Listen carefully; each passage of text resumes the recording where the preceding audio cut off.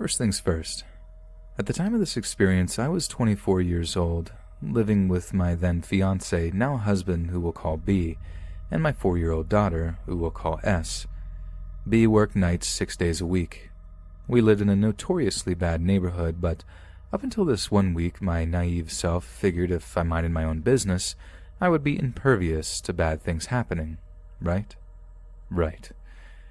Before we get to that night, the night of the main event, there are 3 seemingly insignificant events that happen in the week leading up to that night.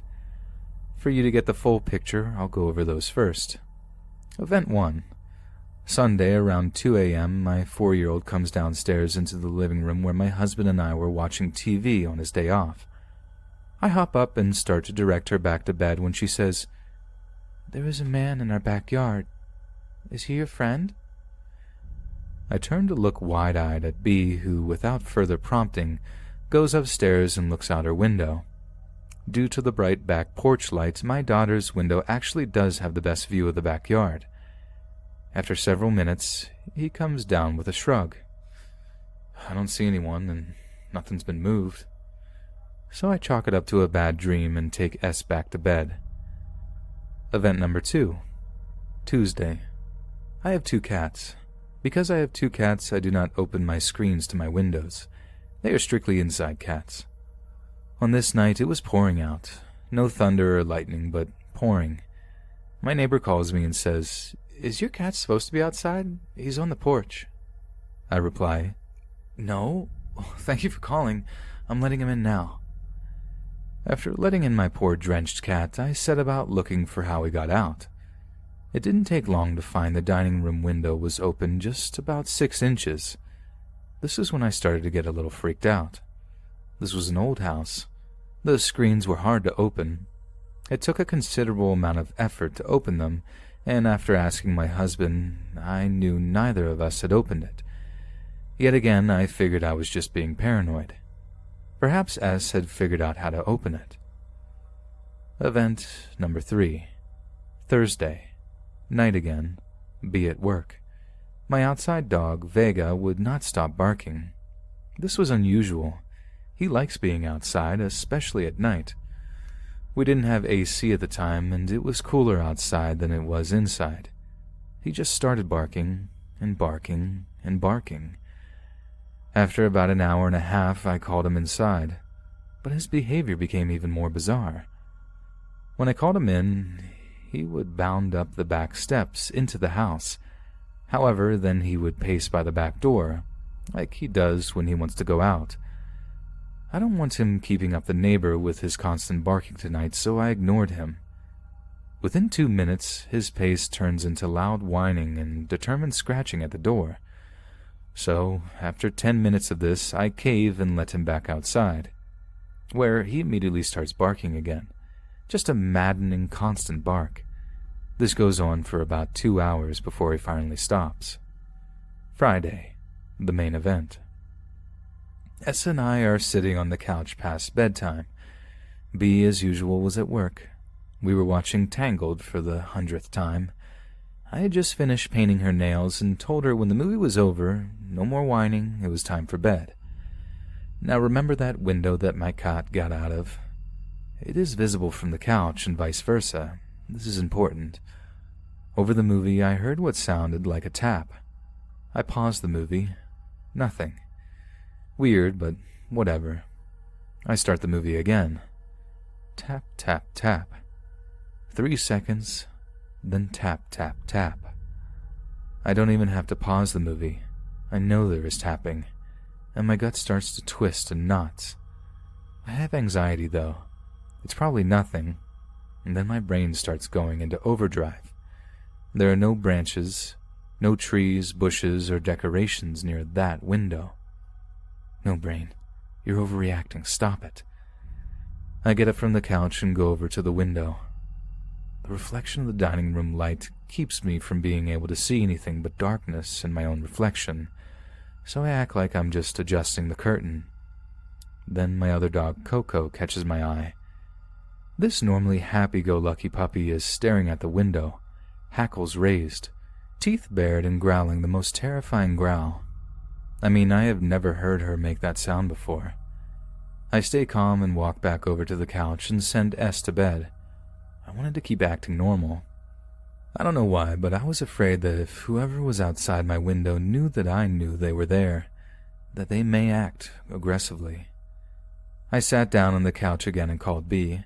I explained what was happening, and all the while the tapping had resumed. B told me to call the police, so I did. 10 minutes pass. Tap, tap, tap. 20, then 30 minutes pass. Still no police. Tap, tap, tap. I called B again. He is furious the police aren't there yet. He tells me he's leaving work now. He works 30 minutes away. Tap, tap, tap. Coco is glued to my hip. She wouldn't move from my side, all the while growling. Finally, 50 minutes after my call, red and blue lights turn on in front of my house, shouting. Then I hear our car with its unmistakable squeaky brakes coming up the drive. Only after I heard B's voice on the porch did I dare open the door. Sure enough, the police were putting a man in handcuffs into the police car. When they had pulled up, they saw the guy and nabbed him. The one police officer just nonchalantly said, "Oh, he was just probably going to rob you when you went to bed."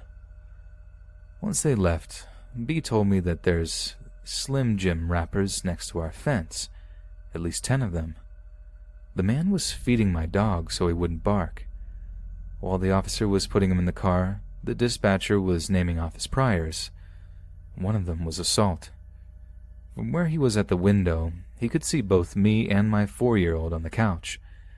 Because of the first 3 events I wrote about, I'm fairly certain this man was watching our house. He knew B worked at night and that if he didn't bring food, my outside dog would tell the whole neighborhood someone was in the yard. He knew he could quietly open the window. I'm afraid to think about what could have happened had I not heard the tapping, if Coco hadn't reacted the way she did. We moved 2 weeks later. I hope that nothing like this ever happens again.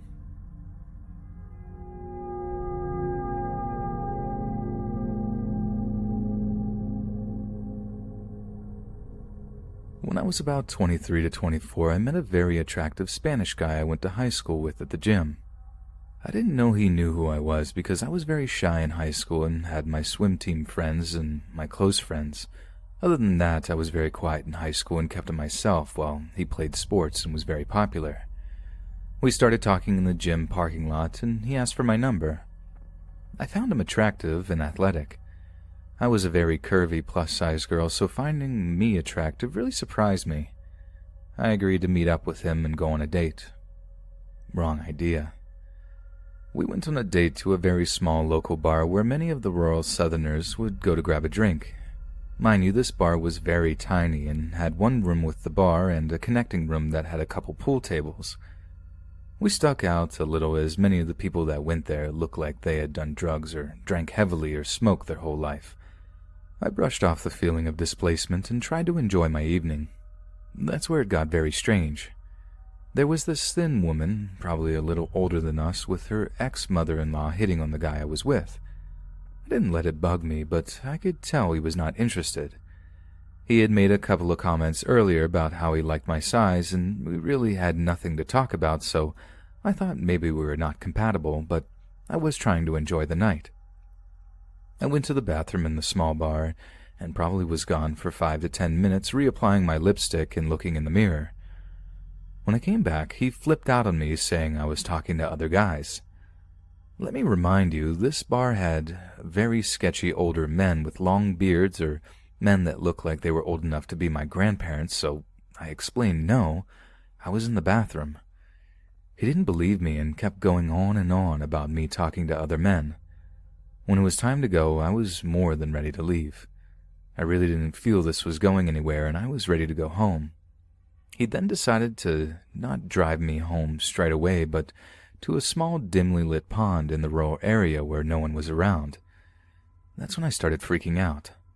I asked him to take me home, but he refused and asked for us to go walking by the pond. I don't know what his intentions were, but it read red flags. I kept begging him, telling him I really needed to be home, and he started getting furious with me, saying that me talking to guys at that bar really hurt him. I knew this guy was not well and finally convinced him to bring me home after crying and screaming that I didn't want to be here. We got back to my house and he tried grabbing my leg, telling me I shouldn't be working out, and he liked his girls a little chubby. I pulled away and told him it was time for me to go. He was so furious with me, but I managed to get out of his car, walk quickly to my house, and lock the door. I then texted him it wasn't working out and it was best to just move on. I stopped going to the gym the same time he would and eventually stopped going to that gym altogether. I'm 28 now and keep to myself at any gym I go to.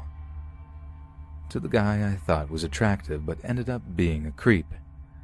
I hope we never run into each other again.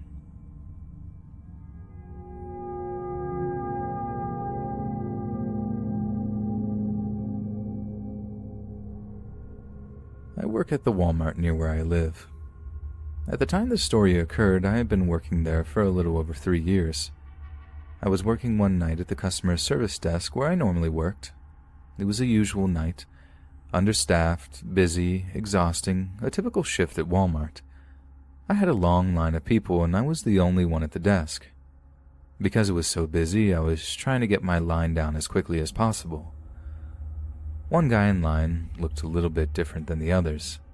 He was tall, Caucasian, appeared to be in his late 20s to early 30s, was wearing a short pair of shorts, had a button-up shirt on that wasn't buttoned all the way, had long dreadlocks that almost touched the floor, and had a pair of sunglasses on his head. It wasn't his appearance that stood out to me. I've always made it a goal to not jump to conclusions based on what people look like. I hate stereotypes and I don't want to be another one who subconsciously endorses them. He was returning a printer, had his receipt, the serial numbers matched, everything was there. Nothing really out of the ordinary. What got me was the way he smiled and talked to me. He spoke as if though he was intoxicated, and he gave a smile that looked like something you'd see in a horror movie. A big smile with big wide eyes. What was even creepier was, as I refunded him his money, he smiled at me and stared at me as he slowly turned around and walked away.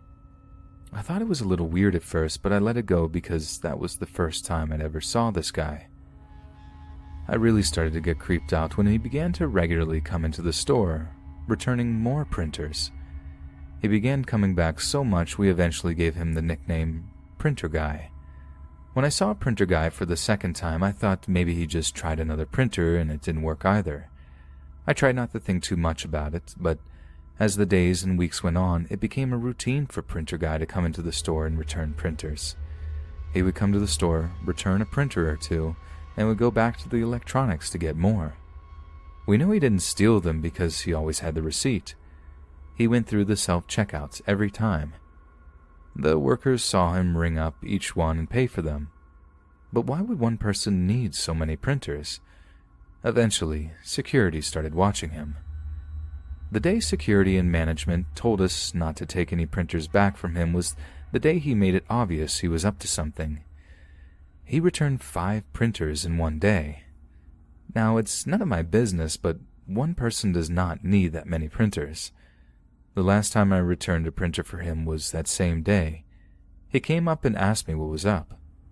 He was talking to me casually just like the other times, but before I could even start the transaction, he leaned over to me and said, "And between you and me, you don't need to know what I'm doing with all these printers." That's when I became absolutely terrified. I took that as code for "don't be in my business." But he then told me that his dog went missing and he was returning the printers to collect a reward for someone who found his dog. Whether he was telling the truth about his dog or not, that's when it became clear. He was buying the printers to print out flyers, and when he used all the ink, he would bring them back to get more. The printer is usually cheaper than the ink, so it makes sense why he would buy printers that already come with ink and then return them. After I gave him the money back for the printers he was returning, he once again gave me a weird smile and stared at me, saying, "I'll see you around." At that point, I didn't feel comfortable being around this guy. My other coworkers didn't either. I didn't want to jump to conclusions, but the way he acted then really made me fear for my safety.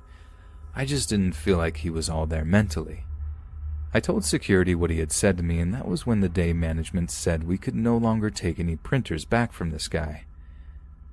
The last night I ever saw a printer guy in the store, I was giving a break at the self-checkouts. At this point, most of my coworkers and supervisors were waiting for him to come back. We were told by management to call them whenever we saw him again. When he came into the store, he looked over at me and asked me how I was doing.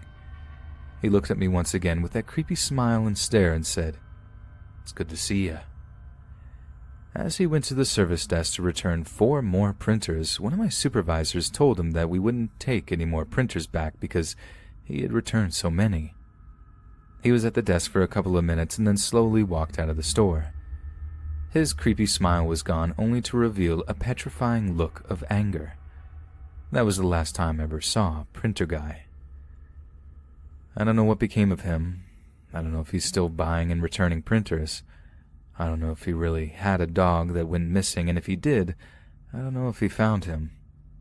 Walmart has a way of attracting many types of people. I've seen a lot of things while I've worked for the company, but he was the creepiest person I've ever come in contact with at the store. Walmart does have low prices, but that definitely comes at a higher cost.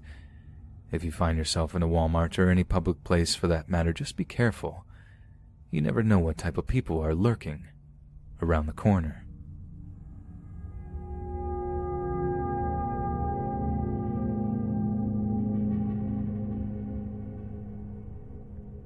For contextual reasons, I'm a 16-year-old born in the UK.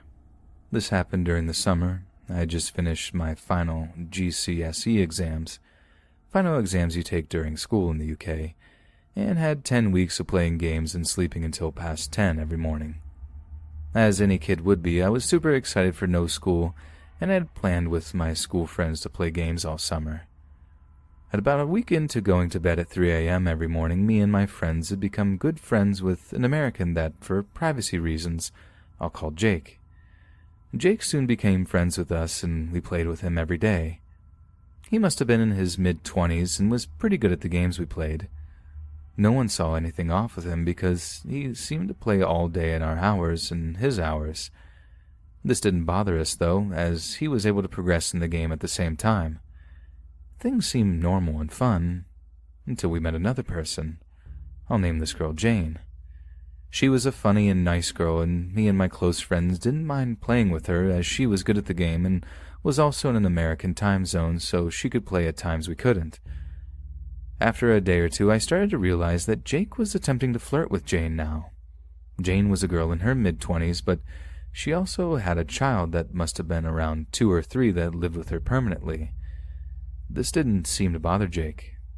A few days later, I realized that Jane wasn't playing with us anymore. Me and my close friends couldn't think why, as we had been doing really well recently and we were all having fun. I asked Jake. He said he had no clue why she had stopped playing. I asked her directly, and she seemed quite upset. I asked why. Jane said that he hurled abuse at her for no reason, screaming at her, and telling her all these terrible jokes about assault and forcing himself upon her. As anyone would be, I was pretty mad at Jake. I just couldn't understand why he would say such things to a young woman who lives alone with her infant son. We stopped playing with Jake, and Jane decided she didn't want to play with anyone now. However, me and my friends still kept in touch with her every now and then. The next day, I get a message from Jane saying that Jake was continuing to message her. These messages were even worse than the first, this time targeting her infant son. He threatened that he would come to her house and do all of this himself. The messages eventually stopped, yet she still feared for her and her family. It just goes to show you, you never know who you truly are playing with online.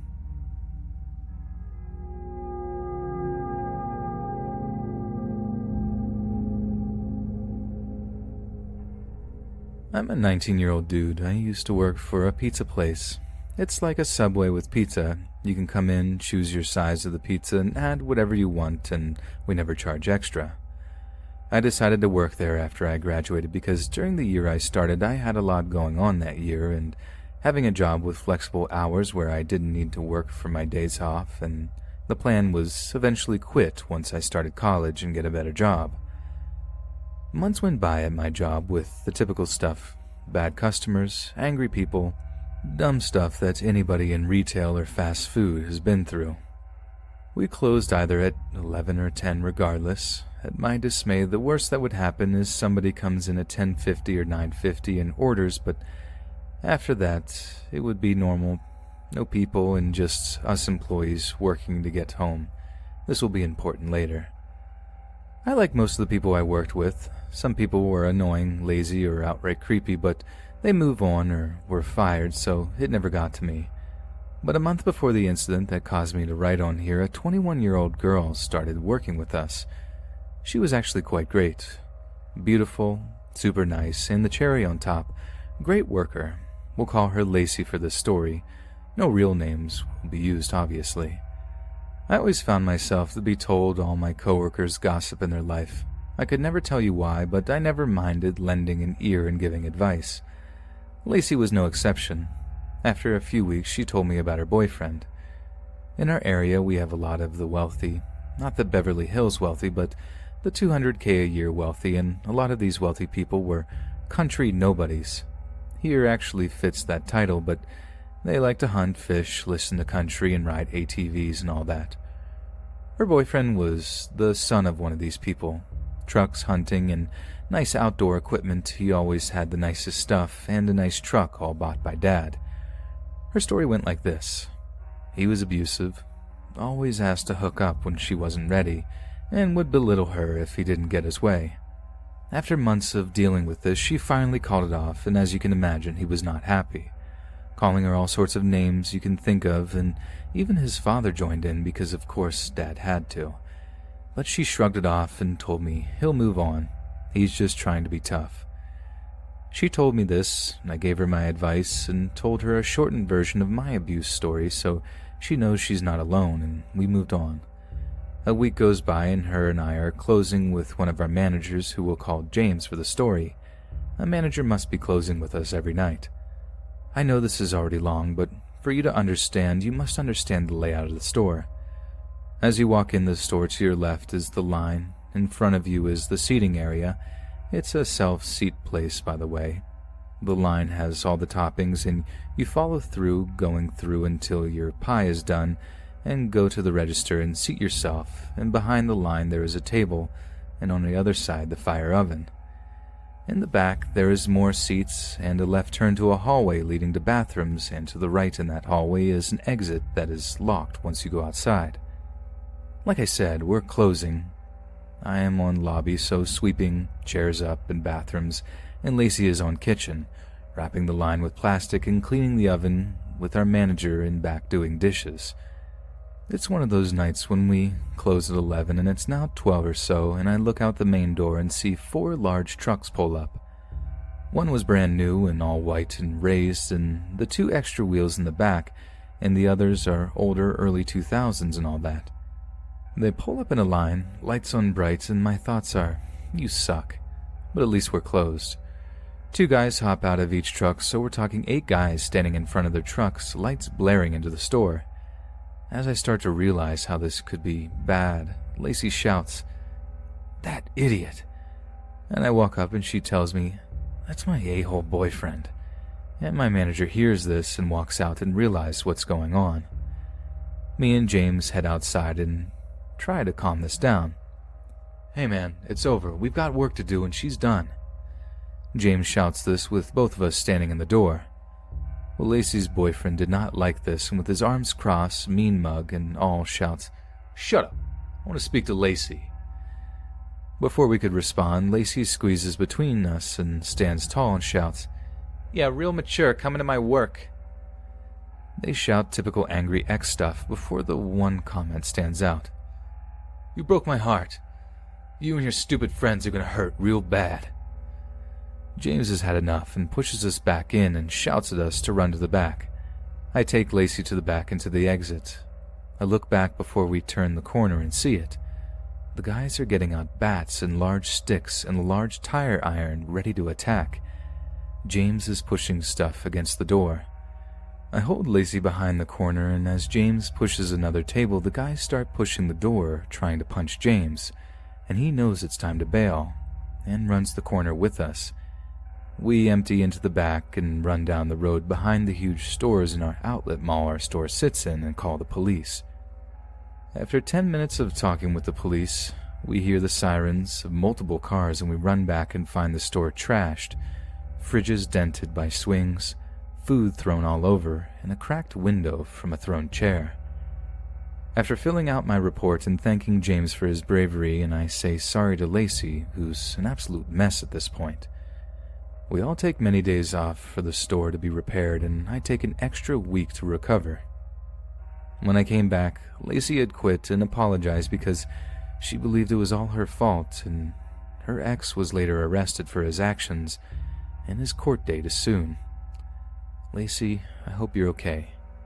James, you are a true hero. And Trucker Rich Kid, let's never meet again.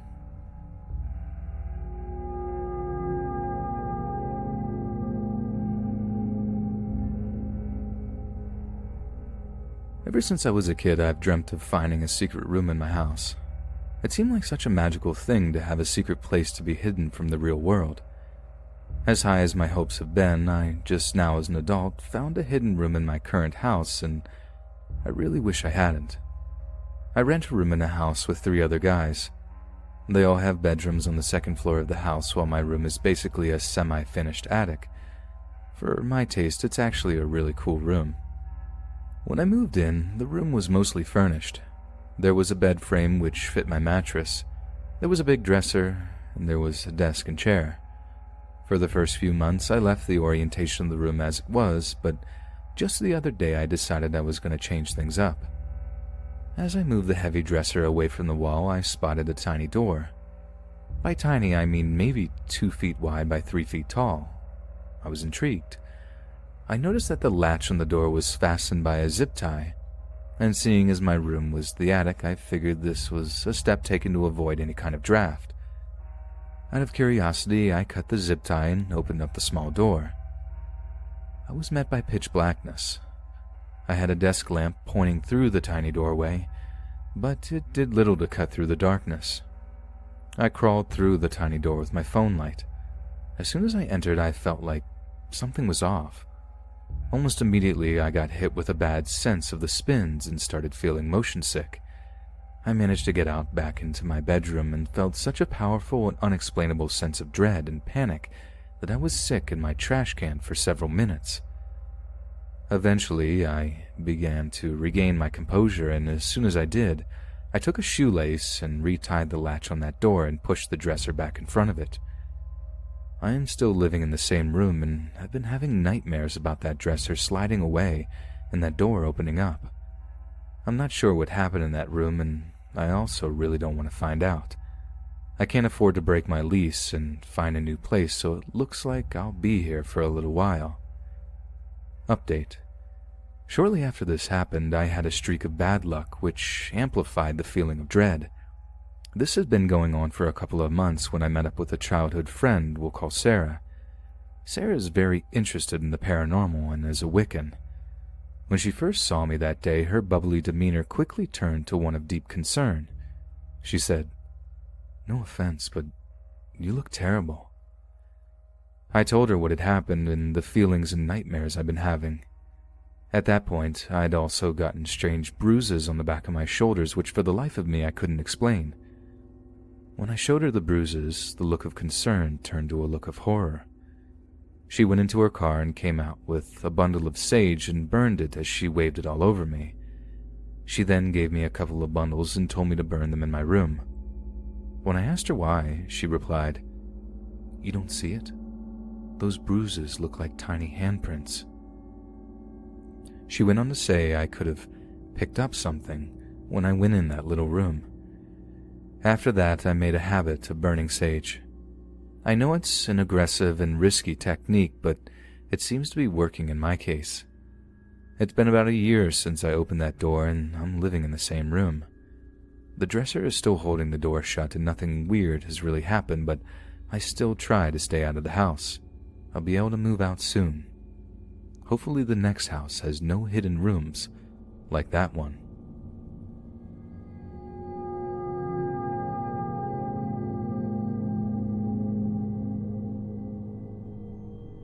When I was little, probably around 4 or 5, my cousin told me and my brother, who is 2 years younger than me, about something called the Nachtgrab.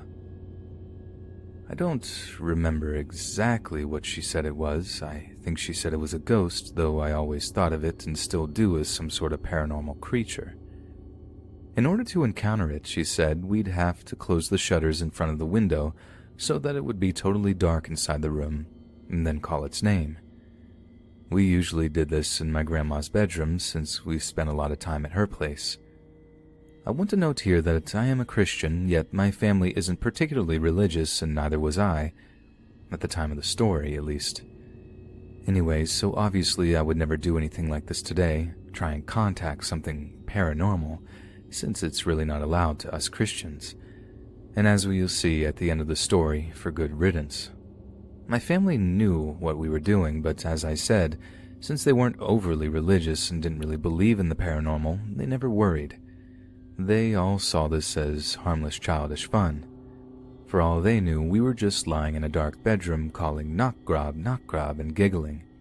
Even later, when I told them about the encounters we had, they just dismissed it as A, an act of imagination, B, my cousin somehow playing pranks on me and my younger brother and trying to scare us, or C, an adult was probably secretly pranking us. Now, here are some of the things that happened.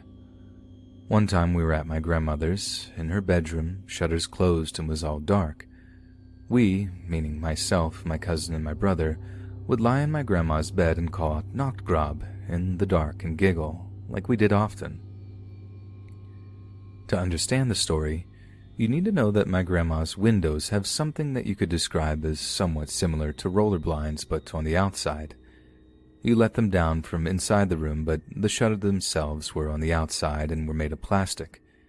If you really want to understand what they look like, quickly open Google Pictures and type in ROLLADEN. They're the usual kind of shutters we have in Germany.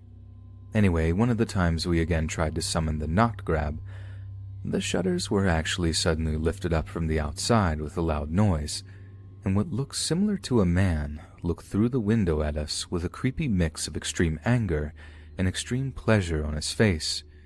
It was as if though he was partly full of hate, but at the same time, he had the fun of his life scaring us. I also should mention that when I say he looked like a man, I don't mean he looked completely human. The face was somehow too red. It's the kind of red you become when you stand on your head for a long time and all the blood rushes to your face. I also remembered that he looked similar to my dad, but more like a bad version of him. Similar, but definitely not him. Apart from the super red face, my dad never really blushes, especially not to that degree. The facial expression, too, was just so strange. Even if my dad would try and look angry and pleased at the same time, he just wouldn't look like this. The face also looked more dry, is the best word I can think of, as in skin peeling off and has never even remotely been taken care of.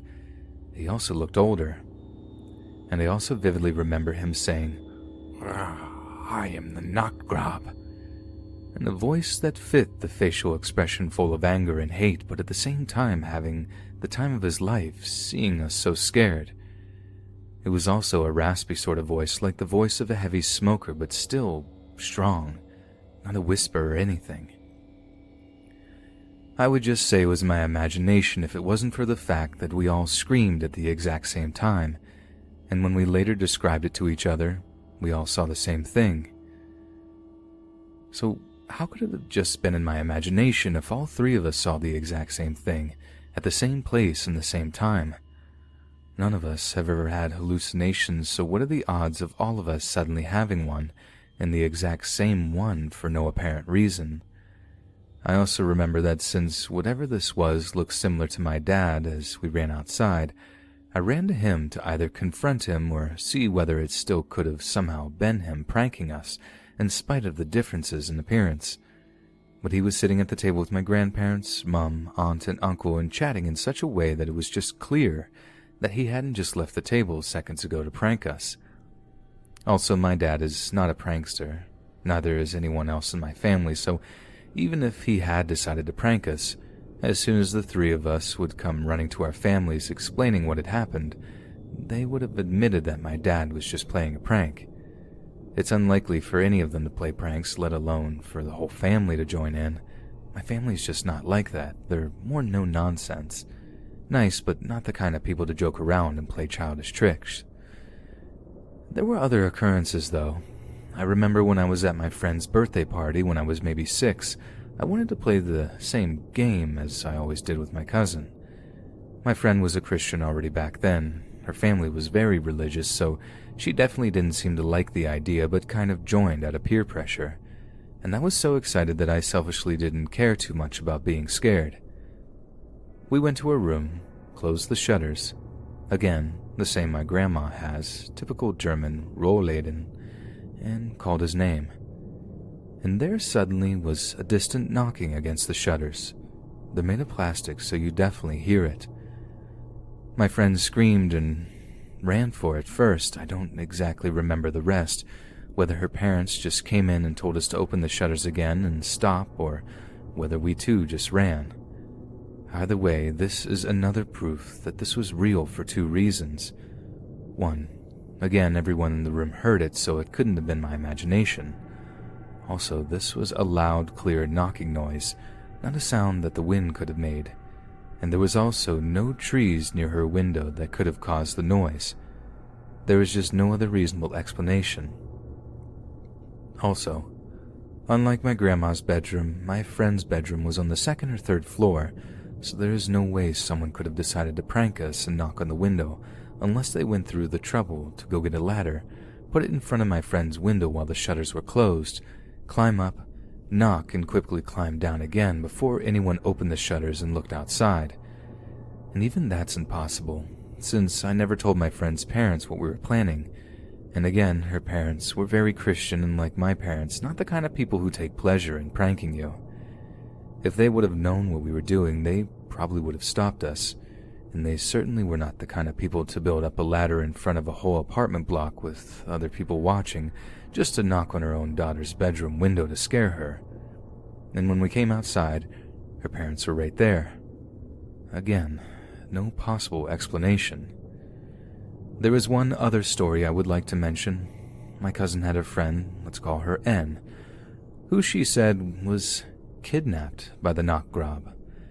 To be fair, even though I had seen enough of this then to know it was real, I also knew that my cousin sometimes made up stories back then to scare me. The whole Nachtgrab thing was basically 50% real things I've seen and witnessed and 50% lies about Tim my cousin made up. Even when I was young I knew this, so I didn't really believe her with this crazy story. I've also seen her friend several times during the time she was supposedly kidnapped, so this was definitely untrue. However, I wouldn't be writing this if that was all. Even though I knew that N hadn't been kidnapped and that my cousin had made it up, I still remember that she told me that the Nachtgrab was supposedly holding her prisoner in our basement. So, whether out of my own curiosity or because my cousin encouraged me to do so, I don't remember, I sometimes called her name in the direction of the basement, and several times I would hear a whining sort of noise in response. Again, N was obviously fine, and definitely not living in the basement as a prisoner, but something that we had probably attracted through all the times we tried to summon the Nachtgrab was making the noise. I'm not sure about this one, it was a long time ago, but I think I can also remember one instance where N was actually visiting my cousin and I met her and my cousin near the stairs outside my apartment. We actually called her name together then in the direction of the basement, and if my blurry and admittedly imperfect memory is correct here, there was actually a whining noise. These were only the big things that happened. In the majority of cases, it was just us in a dark room calling his name, a knocking sound in response, so nothing worth mentioning further. I don't know when we finally stopped, but I guess eventually when I was around 10, I had maybe just grown out of it. If you wonder as to my theory as to what the Knockgrob really was, I can't think of it as anything but a demon.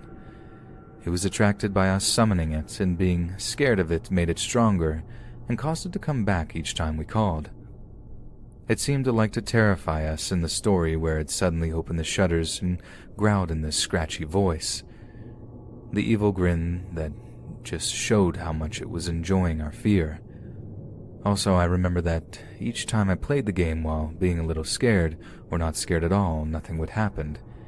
Yet every time I called it while being really scared, there was immediately a knocking sound or a whining, as in the case of N, or the one time I even saw it.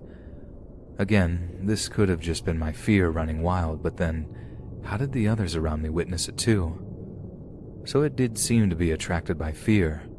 The more fear, the faster it was there. And the red face, the dry skin, the hate in the eyes of that somewhat human-looking thing, it makes sense. As if it was impersonating a human we all knew, my father, but really failing to do so convincingly, or probably not even trying, since it was meant to scare us. Maybe its intention was to make me scared of my father by impersonating him in this rather grotesque way. I don't know. I'm still not 100% convinced whether this was all real. This was all very long ago. I was very young, and it has been proven that my brain fills in the blanks after a short time, and that memory is not infallible, like a tape recorder. Yet, as you remember, there were several things in this story that I can't explain that, if my memory isn't failing me, must be supernatural. One of the reasons I posted this was to warn parents and future parents to not see these paranormal games as games. I was quite lucky to get away unscathed. For years we called this thing again and again. It appeared again and again, and it certainly must have felt our fear. Considering this, I can only thank God that this thing didn't latch itself onto me, or my cousin, or my younger brother, or my poor friends I dragged into this. It could have haunted my family or my house. It could have tried to do much worse things than scare us. The only reason I believe I got away is that God never let this probably demon do any actual harm. After all, we were just very young kids back then who didn't know better and meant no harm. While I believed in God and Jesus and all of that at the time of the story, I had very limited knowledge of Christianity. I never knew about demons, the occult, about how summoning ghosts, demons, and messing with the paranormal is not allowed to Christians, and I wish I had known. So back to my warning to you parents. Summoning ghosts or demons, witchcraft, and all this doesn't always look like it does in a horror movie. It doesn't require blood, sacrifices, Ouija boards, satanic paintings, and signs on a wall, or playing games like Bloody Mary. It can look way more innocent, as it did with me. Just a bunch of kids in a dark room calling a nonsensical name and giggling.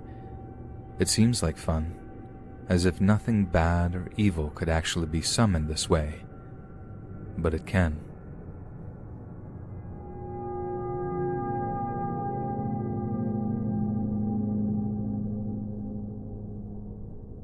There's a small town about 20 minutes from mine called St. Thomas, which is located in Ontario. You know what they say about small towns. Small towns are full of urban legends and spooky stories. In my case, this is true. When I was about 11, my dad and grandma, who also happened to share my fascination with the paranormal, took my sister and I out to the witch's grave. The grave itself is almost impossible to read due to the aging of the stone. My grandmother began to explain the legend. I sat shivering in the back of the car, refusing to get out. I could feel the evil energy around. The legend starts as many do. There was a woman who lived in town, an odd woman. The townsfolk had their suspicions and turned against her. Nobody ever really knew why they decided she was a witch. After they ended her life, they buried her in a small cemetery behind the town church, in order to keep her evil energy at bay from the rest of the town, kept surrounded by a holy place. Around the grave are 4 pillars. The grave and pillars are now black, but the legend says that they were originally white, and the witch's energy changed the color. At night, the pillars supposedly turn white again. The part of the legend that scared me the most as a kid was the curse the witch laid on her grave. If you go beyond the 4 pillars, you will die in 5 years. I remember my dad pretending to go between them, and I was crying and yelling for him not to. A black cat then came over and pawed at him to leave. This is also part of the legend. A black cat protects the grave, ensuring those who are foolish enough to go near it do not go in the pillars. Thankfully, my dad never went between them. Later, my grandma brought one of her close friends there who was not a believer. I didn't know this until the other day when my grandma brought it up to me, but she stepped between the pillars, and she died a few years ago now. 5 years after it happened. I don't know if the legend of the witch is true. I'm sure some things have been twisted over the years. All I know is that there's some hocus-pocus stuff going on here, and nobody talks about it.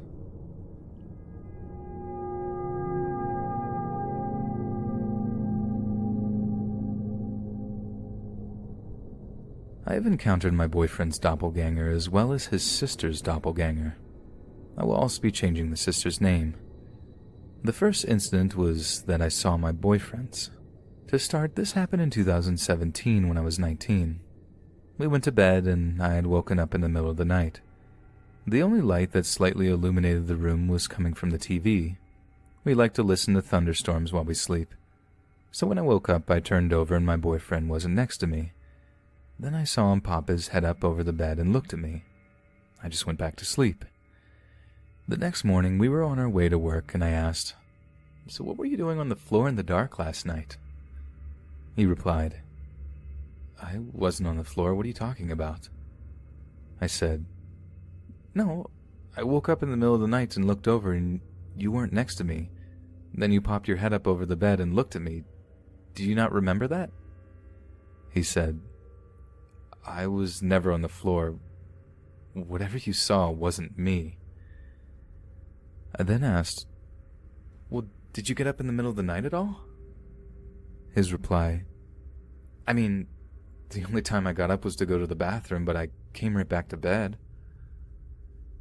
This kind of stunned me because I very clearly, vividly remember seeing this happen. I clearly remember waking up and seeing that he wasn't next to me. Then I clearly remember seeing his head come up and look at me from the edge of the bed on his side. We have always known our house was haunted and have had lots of experiences in the house together and separately, so it wasn't an uncommon conversation to have if something strange happened. However, a doppelganger situation had never happened before. The second incident happened in about March of 2019. My boyfriend's sister was getting married and I was a bridesmaid in her wedding. She made plans with me to come over and drop off a little gift she had made for all of her bridesmaids, which was incredibly sweet. In the morning she was supposed to come, I woke up and got ready for her arrival. I went to the bathroom and while I was brushing my teeth, I heard the doorbell ring. I then heard my boyfriend answer the door and greet her. I heard his sister ask, "Hey, where's Ashley?" Deciding this was my cue, I clean off my toothbrush and walk out of the bathroom. When I walked out of the bathroom, there was no one at the front door, and I surprisingly found my boyfriend in our bedroom. I was confused on how he could have gotten to the bedroom so quickly, considering I opened the bathroom door seconds after hearing that she was here. I asked my boyfriend, "Where's Vivian? Did she already leave?" He just said, "What? She was never here." I told him that I heard the doorbell ring and conversation between them. No sooner than that, I get a message from Vivian saying that she wasn't able to make it. I suppose the doppelganger situation would make sense because the house we lived in was originally built and owned by their great-uncle, who ended his life by a fatal gunshot wound to the head in the backyard, although I don't think he ever truly left.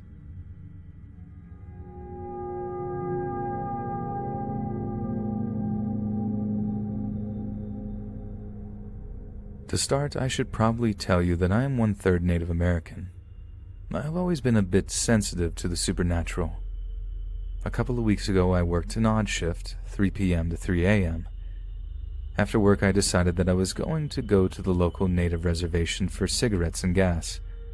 When I had finished getting gas, I was a little bit too tired to drive. I decided to take a nap in the darker corner of the parking lot. I faded off into sleep.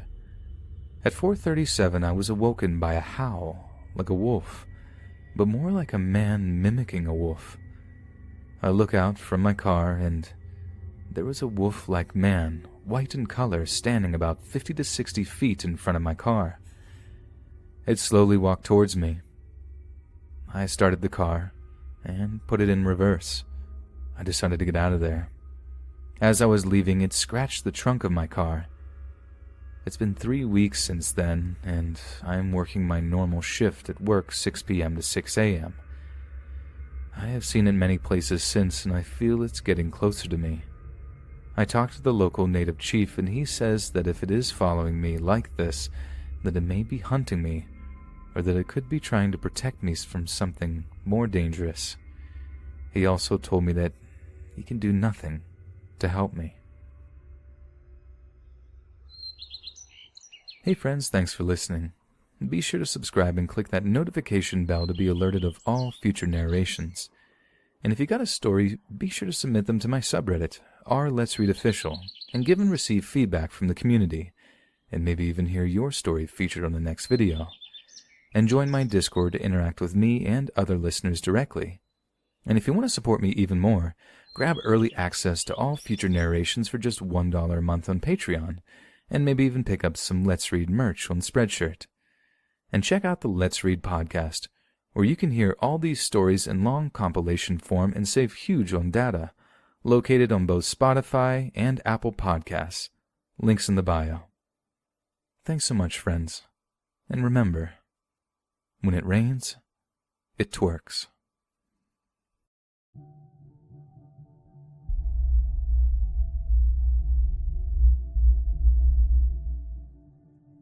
In Navajo legend, a skinwalker is a medicine man who has gone to the dark side and is able to shapeshift into animals and other people. By night, they transform and inflict pain and suffering.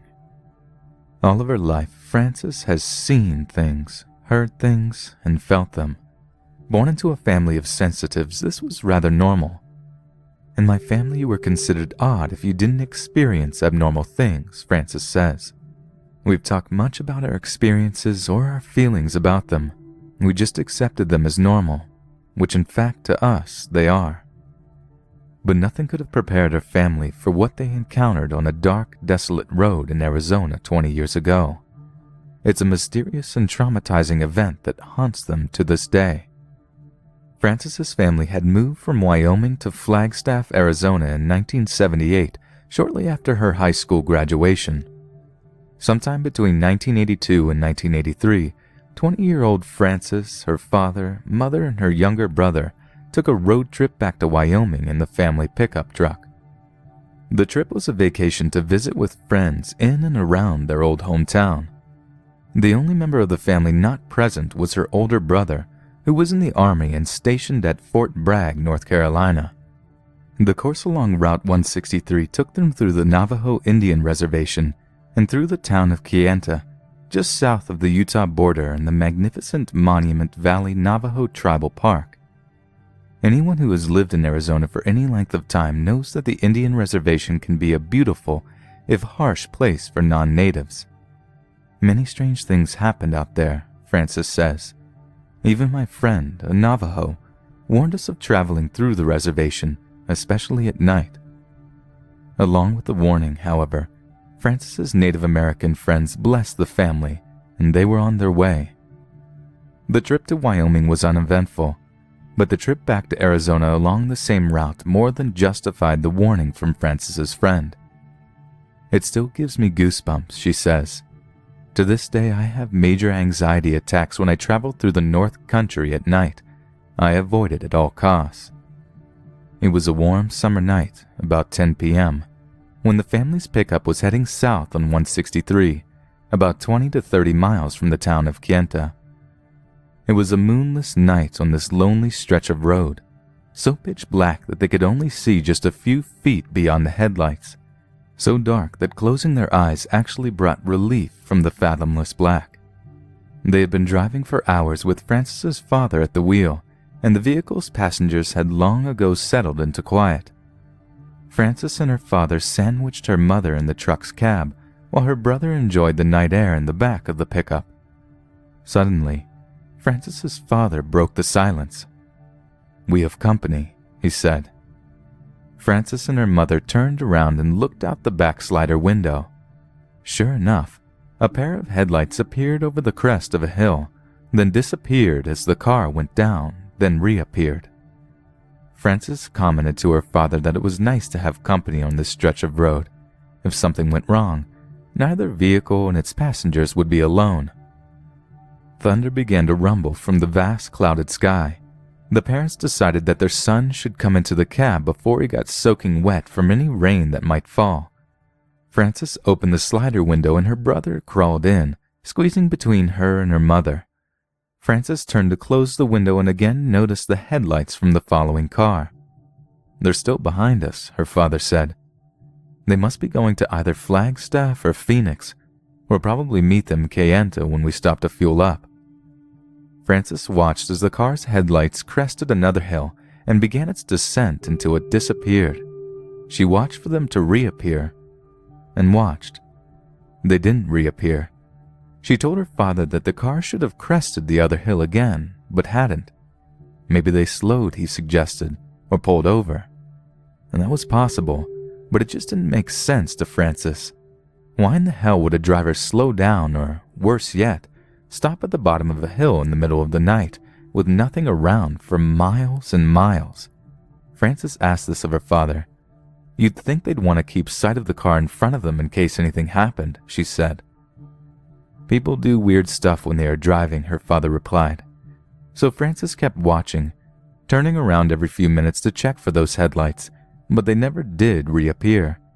When she turned to look one last time, she noticed that the pickup was slowing down.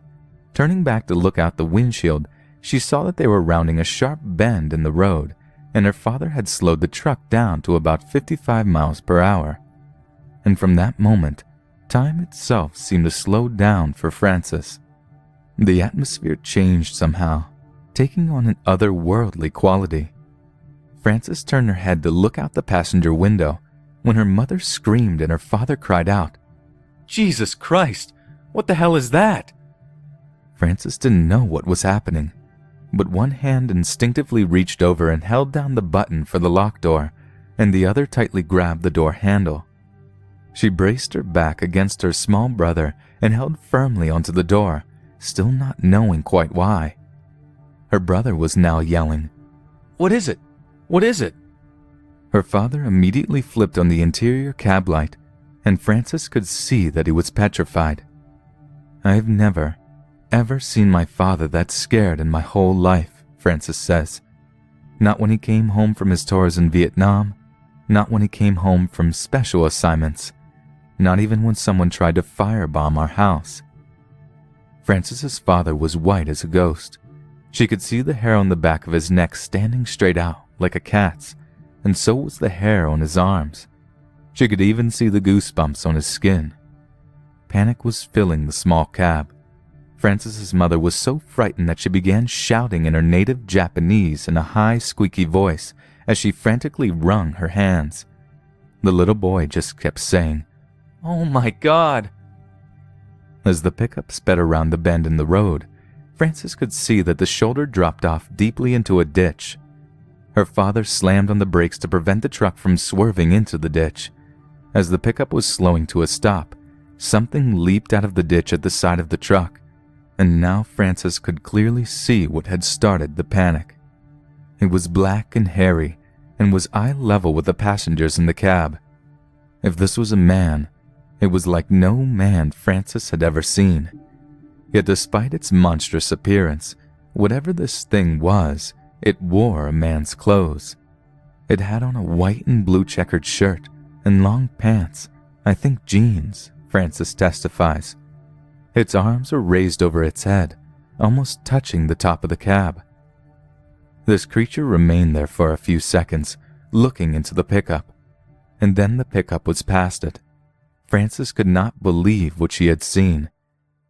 It looked like a hairy man, or a hairy animal in man's clothing, she says. But it didn't look like an ape or anything like that. Its eyes were yellow, and its mouth was open.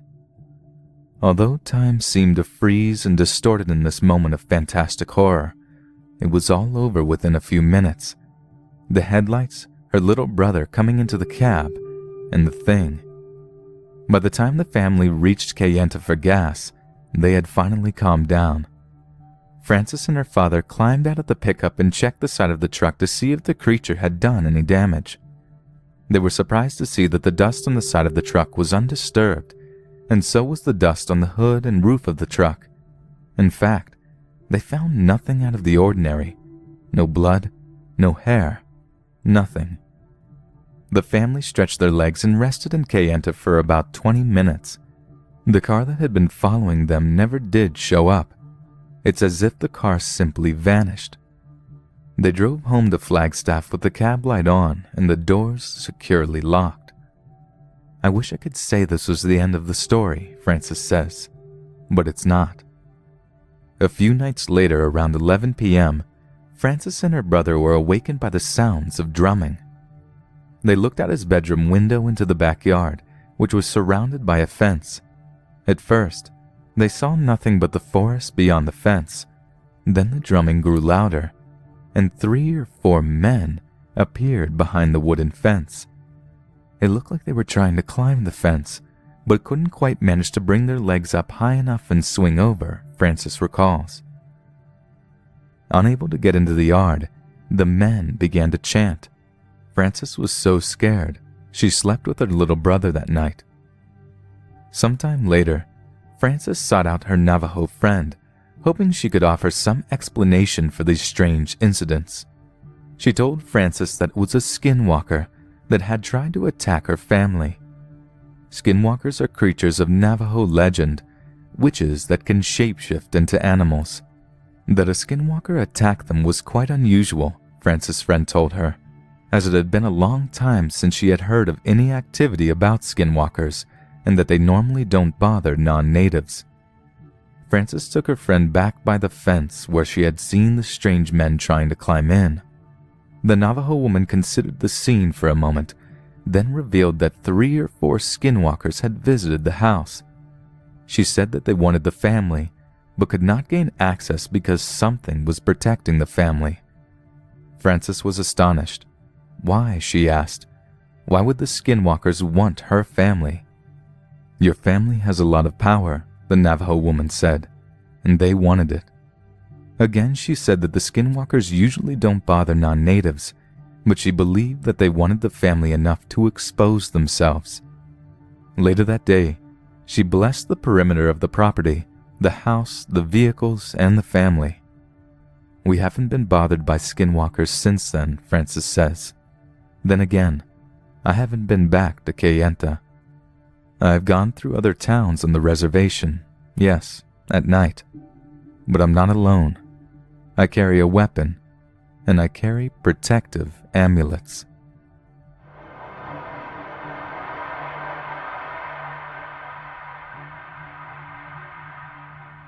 In August 2013, my husband and I were driving home on Highway 36 from St. Joseph, Missouri to our home just north of Hiawatha, Kansas. Night had just fallen.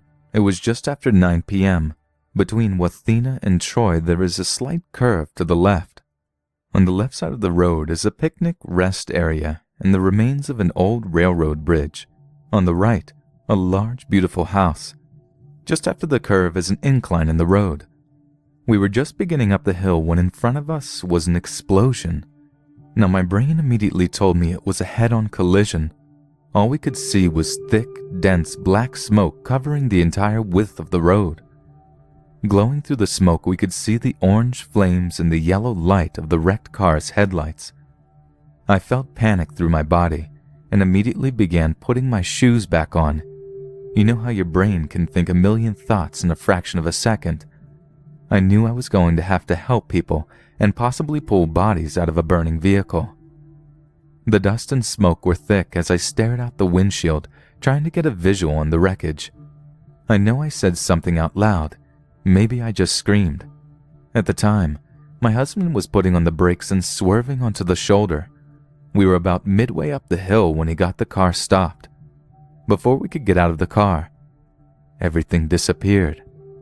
I'll say it again. Everything disappeared. It was like watching a movie explosion and rewind. All the smoke, dust, headlights, and flames seemed to just get sucked up into the air. I have no other way to describe it. There was nothing, not even a car on the highway in front of us. My husband and I looked at each other, then back out the windshield. We were stunned, speechless, and shaking. The vehicle that was behind us had also pulled over. They drove back onto the road and slowly went around us. They obviously saw something too.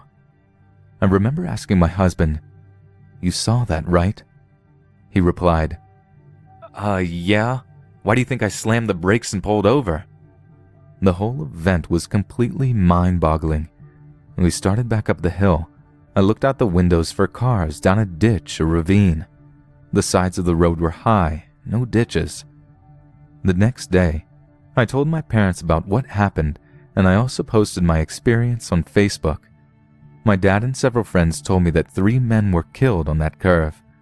I had never noticed it before, but there is in fact a cross on the side of the road next to the picnic area. 2 days and many Google searches later, I found the article on the crash. It took place in August 2007. It wasn't the anniversary day of the crash, but it was the same month. I tried to find more information and pictures of the crash site to see if the accident occurred on the hill, but to no luck. I'm not sure what I witnessed. Was it a tragic recreation of what happened 6 years prior? Who knows? But the images of what I saw and felt still haunt me. I'm interested in knowing if anyone else has experienced anything like this.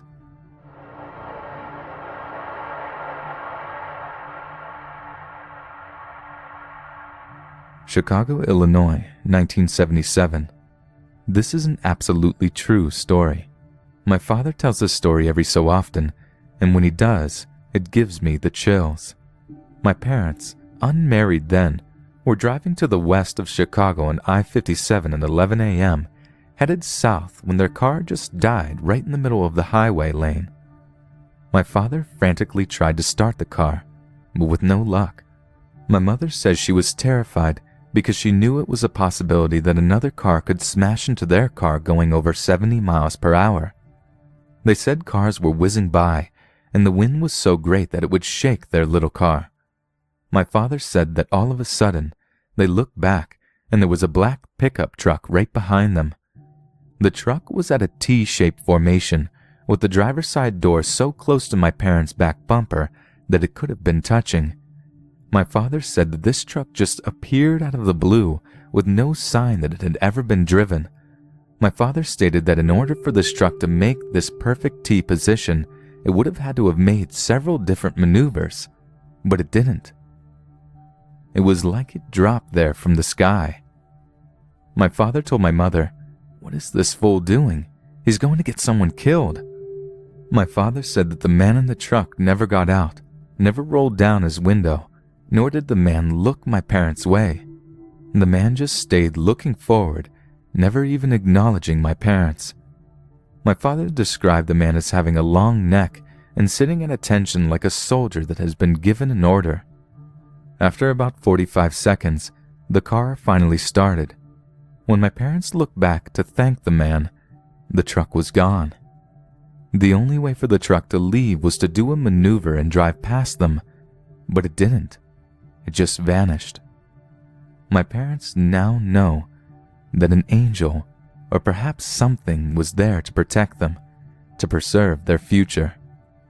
Later in the future, my parents became ministers of the gospel and have ministered to people all over the world. My parents have always been extremely truthful people, and they recall this story as if it happened yesterday.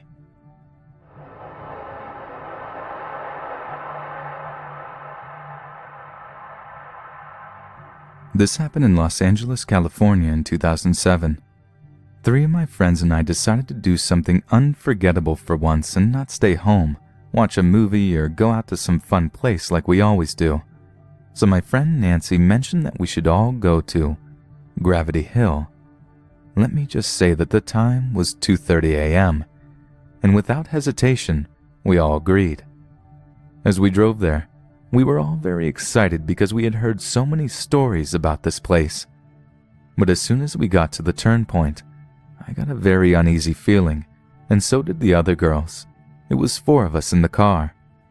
Then after thinking about it for a few minutes, we looked at each other and said, "Why not? We are already here. Might as well make the best of it," we thought. So we drove for a while to get up there. I thought it was going to be about a mile up the pitch black hill, but it turned out to be like 5. We were so scared that none of my friends and I said a word the entire ride. Upon arriving to this mysterious place, the first thing you see is a cemetery and a big white building. It almost looked like an insane asylum in the middle of a graveyard. I swear to this day that I saw someone or something walk across the cemetery in front of us, sort of like a shadowy figure. I looked at my phone to see what time it was.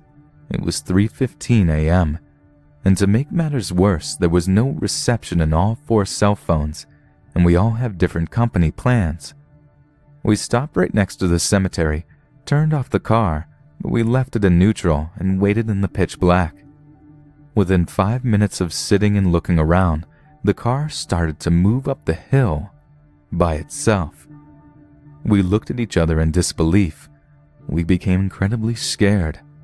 I kept my eyes looking straight ahead because I was afraid to look outside the window, thinking I might see someone next to me. My friend Nancy, who was driving, panicked and decided this was it and wanted to get out as soon as possible. Let me just mention that we were in her new car that she and her husband had just bought a week before. As she turned the car around to get out of this place, we drove slowly to see if we noticed anything lingering around, trying to be brave. And as we passed the cemetery, she tried to speed out, but the car couldn't go more than 20 miles per hour. Remember, this is a brand new car, so this kind of thing should not happen. We were terrified and she was freaking out, as were the others. She had her foot all the way down on the pedal, but the car wouldn't budge. Our bodies felt heavy, almost like the gravity was pulling us back, but we were far from the mystery point where the car moved on its own. I started to pray in silence because I couldn't stand the heaviness of my body and the fact that we were going nowhere at that speed. Believe it or not, the car didn't go any further than 20 miles per hour for about a mile.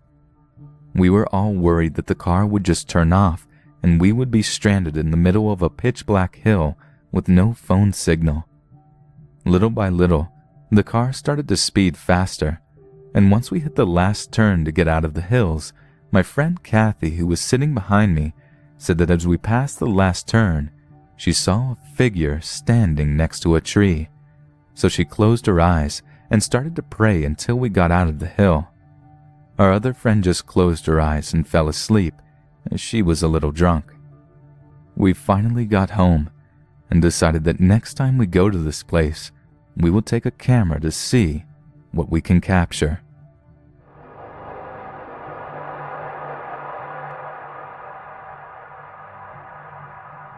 I would like to relay a death premonition I had as a child regarding my older brother. When I was 6, my oldest brother was 16. We were very close. In fact, he was more of a parent to me than a sibling. Just before Christmas that year, 1968, my family went to my brother's high school to watch his band's Christmas concert. There, in the high school auditorium, sitting in the dark, listening to the band play, something happened. The best way to describe it is to say death entered into my dimension.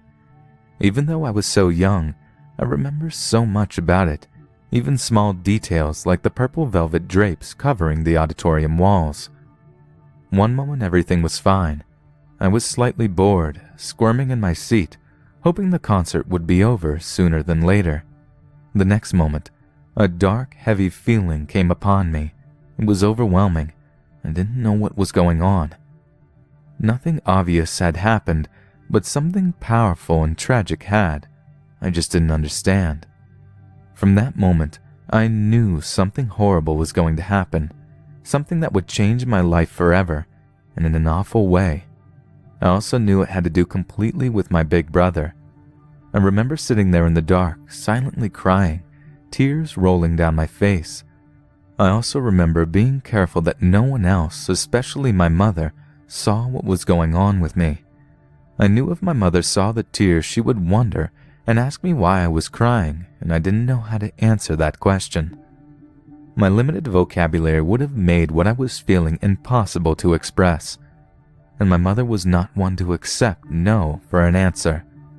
So there I sat in the dark auditorium, staring at those velvet curtains, trying desperately to understand what was going on and wanting the feeling I was experiencing to go away. Over the next 2 weeks, I spent as much time with my brother as possible. As I said before, he was more of a parent to me, so I usually spent most of my time with him, but this was different. I was obsessed with having him in my sight, followed him like a shadow. I would have probably told him, but once again, I lacked the words or even the understanding to express my feelings to him. I would panic any time he left the house and be so relieved when he came back home. But the whole time, the heavy, horrible presence never lifted. A week into the new year, I was woken up by a pastor's wife instead of by my brother. The moment I opened my eyes and saw her next to my bed instead of my brother, I knew he was gone, and I knew he would never be back. That dark feeling was also gone, replaced with a different feeling, one of total grief and remorse. I remember being very defiant with our pastor's wife. When she asked me what clothes I wanted to put on, I told her, "Billy dresses me every morning. I will wait for Billy to come in and get me dressed." I was saying these things to see what response they would get from her, because I knew the reason why she was here was because Billy wasn't. After dressing me, she took me downstairs where I and my 3 other brothers met with our pastor, and he told us that Billy had been in a car accident the night before and was no longer with us.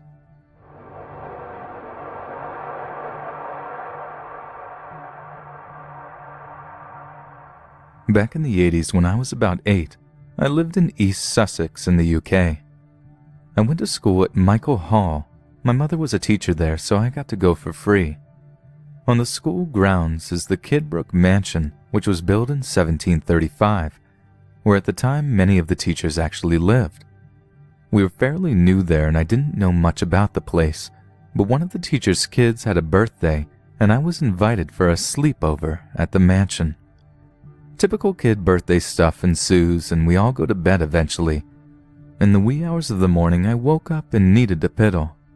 So I crept out of the room and wandered around the great halls till I eventually found a bathroom and did what I needed to do. However, when I set off back to bed, I found I was completely lost. I was wandering around when a woman stepped out of a doorway. She was dressed in a long white nightgown with a high lacy neck and white robe over it belted around her waist. She smiled at me and I said, "I'm lost. I want to go back to bed." And she turned around and started walking down the hall. I followed her. After a couple of turns, she stopped by a doorway. I came close, looked in, and there was my bed. I turned around to say thank you, and she was gone. I just went to bed without thinking about it any further. The next morning, everyone was sitting around the table at breakfast, and I was looking around for the lady to say thank you to her, but I couldn't see her. So I asked one of the adults where she was. I ended up having to tell the whole story and describe what she looked like, etc., and one of the adults said it must have been Lady Kidbrooke, and I shouldn't worry about it. So I didn't. I just said that if they saw her to tell her thank you and went back to my porridge. Over the years, I found out that there had not been a Lady Kidbrooke at the mansion for a few hundred years. The story goes that Lord Kidbrooke adored his wife and built the mansion for her.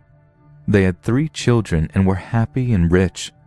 There's a few weird stories attached to the local history of the mansion, including that the oldest child, a boy, was a known sadist who tortured the servants and killed at least one, a black child brought over as a novelty status symbol servant.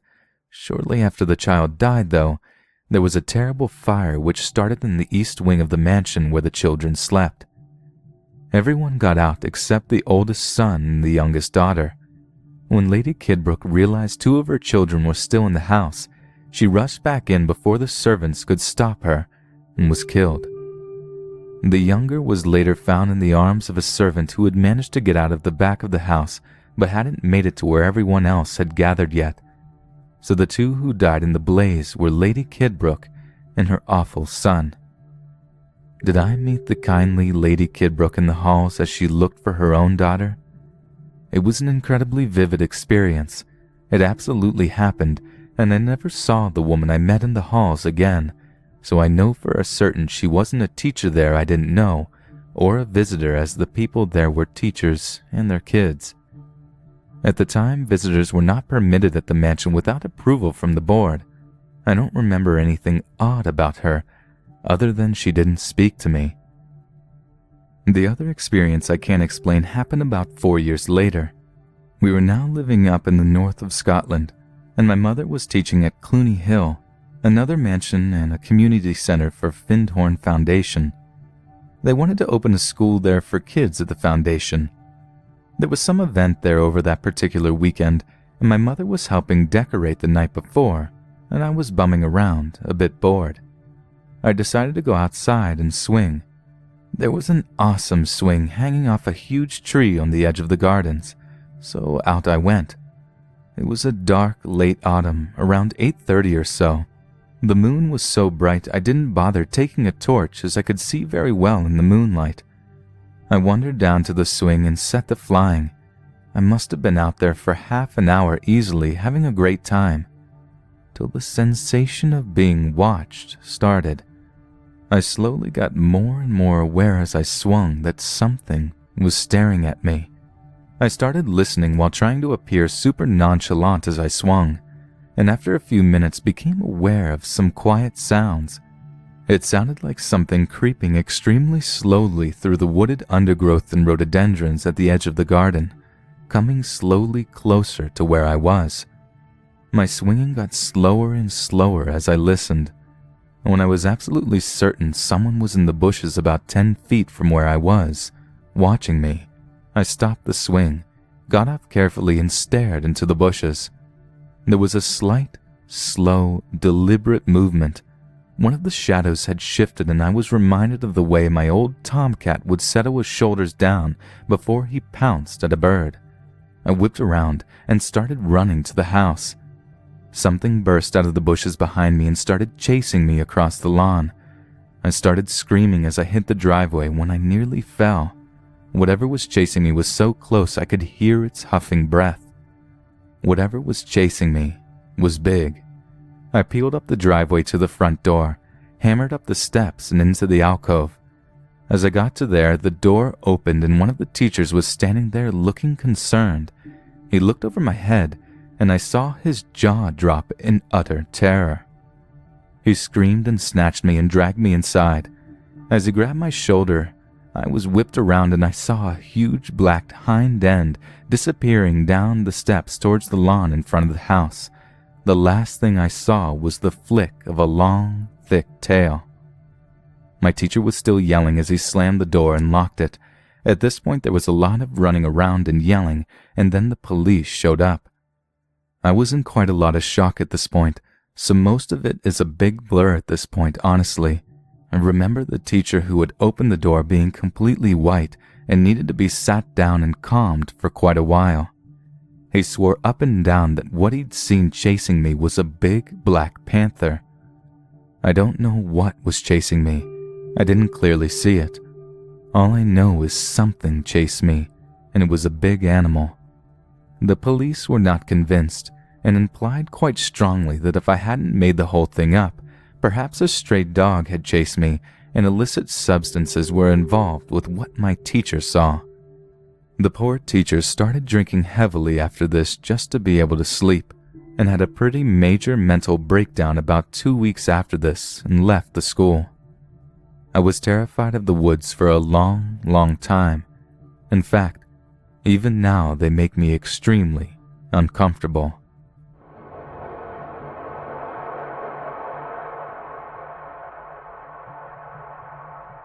This story isn't my story so much as it is my wife's. A few years ago, my wife and I decided to take a little trip to Gettysburg for her birthday. We were living in Maryland at the time, so it was a quick hop up there for a weekend getaway. Perhaps not the most romantic place on the planet, but we figured we'd see the battlefield and maybe take a corny ghost tour. When we arrived at the hotel the first night, we had just come from the battlefield tour, a self-guided CD tour which you can take in the comfort of your own car. We checked in and went to our room. We were tired and wanted to lay down for a few minutes before making our evening plans. We pulled back the sheets, and there were bloodstains in them. Totally grossed out, we called the front desk and demanded clean sheets.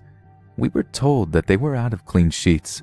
This was a Comfort Inn, not exactly the Ritz, but that we could stay in the suite if we wanted. Well, who doesn't want a free upgrade? We were told that the suite was the building across the parking lot. It's a small house-like building in the middle of the parking lot, actually. There are 2 rooms, the upper and the lower. We were assigned the upper room, which was a suite complete with a large open living room, bedroom, good-sized bathroom, and a full kitchen. We were tickled pink. That night, we had dinner in town and we went on a ghost tour. It was interesting but not overly scary, and we didn't hear anything about our hotel or anything like that. It was a fun evening, and afterwards we were exhausted. We returned to the hotel at around 11 p.m. and hit the rack. Around 2 a.m., I am violently and noisily awakened by my wife, who is screaming at me to wake up. I do, and she tells me in a panic that before I woke up, I had a softball-sized orb of light hovering about 3 inches over my head. But as soon as she cried out to me, it vanished. I never saw it, but she swears up and down that it was there. She's not the kind of person who makes up stories, so I believe her. We later found out that the room we were staying in was, during the Battle of Gettysburg, Confederate HQ complete with field hospital. It is considered one of the most haunted places in Gettysburg, and we had no idea at the time. To this day, my wife will swear she saw the orb, but doesn't like to talk about it because she's afraid people will think she's crazy.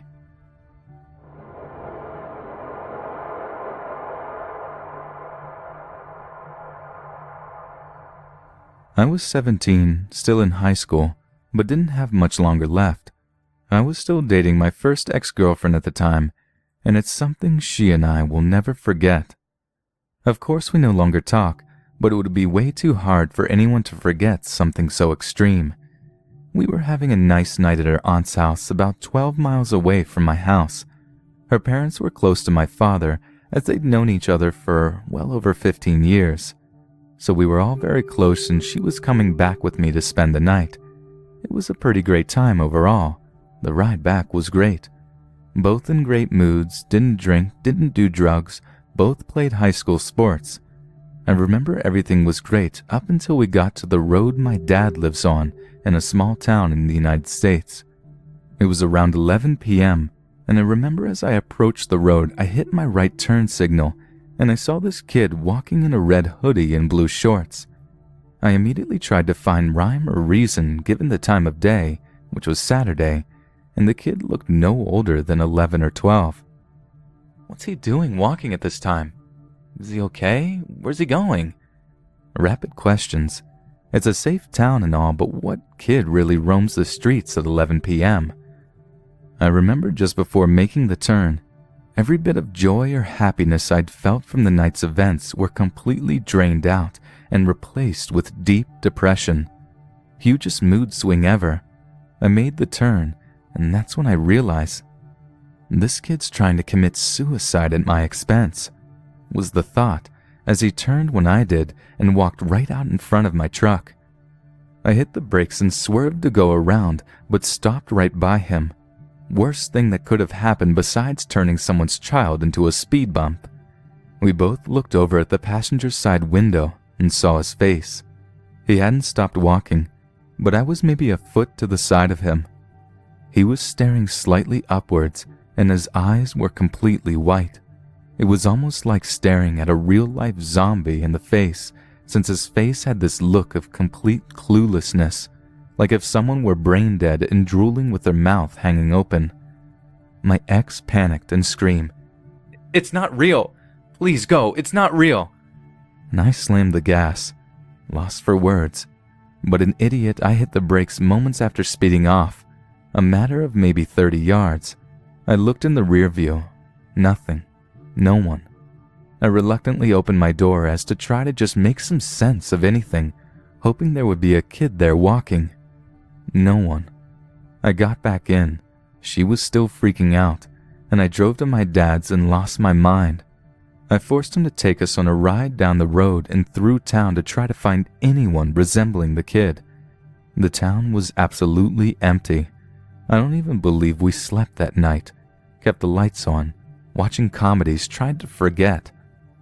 Because not only did we know what we saw, neither of us wanted to acknowledge the fact that he never stopped walking, and he would have had to walk right through the side or back of the vehicle by the time we drove off in a hurry. It took a moment before we saw his expression and eyes, so when we swerved around him, we came to a complete stop for at least a few moments, and he was right at the window when we sped off. The most perplexing part of all was that we both knew that when we initially saw him, there was no transparent qualities. Completely in flesh. Just not. He looked as real as any other real person we'd seen. And that was that. It crosses my mind from time to time, but I try not to dwell on it. Over the years I've wondered, why us? Why me? Why did he want me and us to see him? Was there any real reason to it at all? I also tried to find out if there had been any bad accidents or deaths on that road, but turned up with nothing.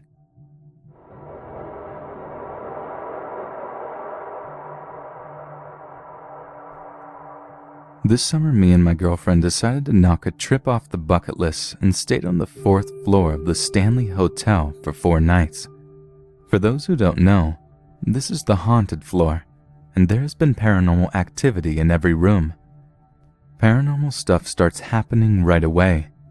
When we step into the elevator and start going up, we both hear a faint whisper, and I bring to her attention only to have her tell me she heard it too. That night we walked into town to a place called the Wheel Bar. Ended up probably being one of the coolest bars I've had the fortune to find. It was a late night, and we came back to the Stanley at about 2 a.m. I take a couple pictures because the lobby looks absolutely stunning with the dim lighting. The next morning we wake up, and as I'm looking through my pictures, I find an anomaly. To me, it almost appeared as if though it was a child. Others disagree with me. Other weird stuff happened, my phone bouncing around on my stomach after I set it there in bed, and my girlfriend feeling hands run down her back when she got out of the shower. We also would hear footsteps in the attic that was above our room pretty much all night, every night. I would say the other creepiest thing was that while wandering the hotel seeking out paranormal stuff on what I think was the 3rd night, we actually happened to run into another couple doing the same. After talking to them for a few minutes, the girl lets it slip that they're staying in 217, the room Stephen King stayed in that inspired him to write The Shining, and also a major plot point of the movie and book. Being a King fan, I asked in a polite manner if they minded if we see the room. We ended up doing an EVP session, and when we asked the question if it worked at the Stanley, we got an audible no. At first I thought it was my girlfriend, but when I realized it wasn't her voice or anyone else in the room's voice, I shit bricks. There was plenty of other stuff that had happened, but the only other thing I'm going to mention is that we had an EMF detector that was supplied by the hotel. They sell them to you if you get the 4th floor package, and we were asking if it was a kid. Got a definite yes. Asked if it was a little girl, and got the same response. I started asking it if it liked games, and the meter went absolutely apeshit. Asked if it liked tag, and the meter spiked up as far as it will go. So I stood up and bolted down the hall as fast as I could. My girlfriend and other witnesses said that as soon as I took off, the meter dropped all the way down to its lowest level and all activity stopped. I guess it did like tag, and that was the first time ever in my life that I played a game with a ghost.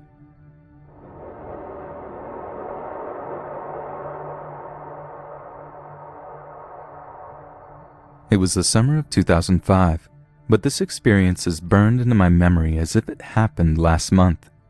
I was in college, staying for the summer at the school at an off-campus house rented by 4 of my fraternity brothers.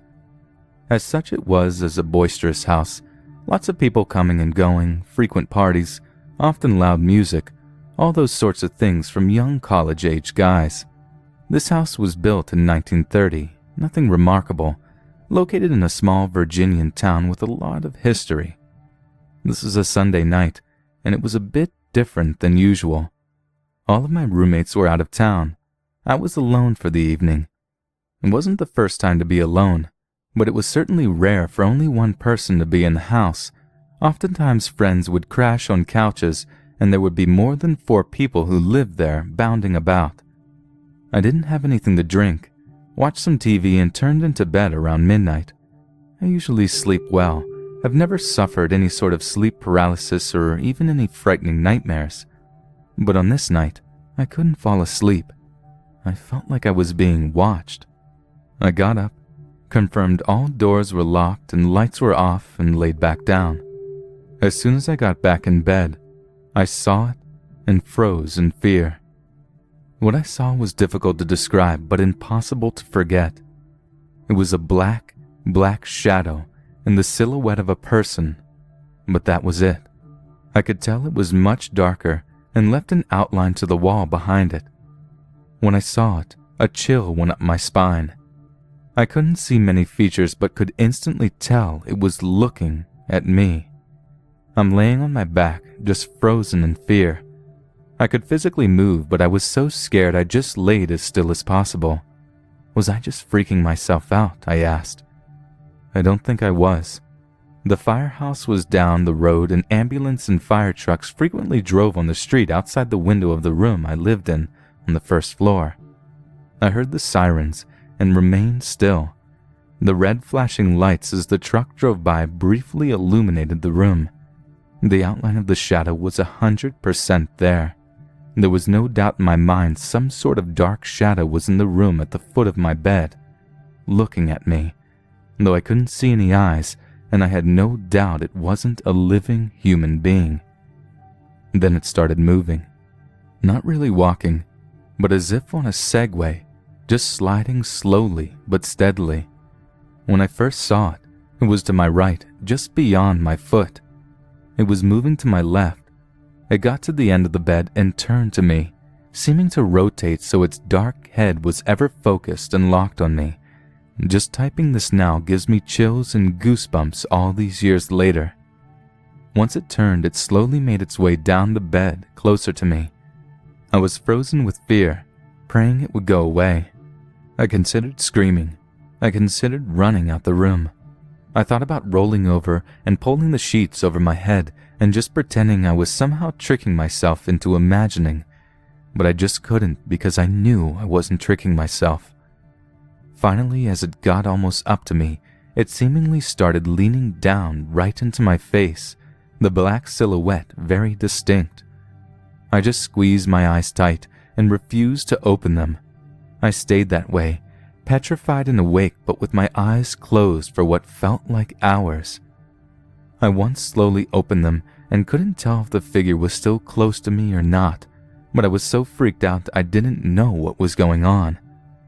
Finally, at first light, pretty early at this time of the year, I got up and ran out of the house, stopping only to grab a shirt and sandals and basically sprinting out. I didn't come back until later when a couple of roommates were back. I repeated to them basically everything I said above, and they thought I was either crazy or tricking myself. Since it was August and summer was almost over, I slept on a couch in the living room for the short time left. I already had plans to move out for the school year to a different apartment, and I was so scared and didn't want to stay in that room ever again. Life sort of settled down. Business went on as usual until the following Saturday afternoon, 6 days after my experience. A group of my friends were relaxing, watching TV when 4 to 5 members of a family, all wearing matching reunion t-shirts, knocked on the door. This house had been in their family a long time ago, and they wondered if we would let them in so they could walk through it and reminisce. Weird, but sure.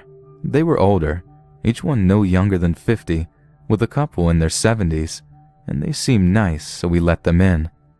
We pretty much just went back to watching TV while they wandered around the house. My room was attached to the living room, and once they walked through the kitchen, one of the older ladies pointed into my room and somewhat said, "Oh, I remember that room. It was cousin so-and-so's room, but her daddy, my Uncle Clarence, would never go in there because he saw a ghost, and he was so shook that he never messed around in there again." I was absolutely floored.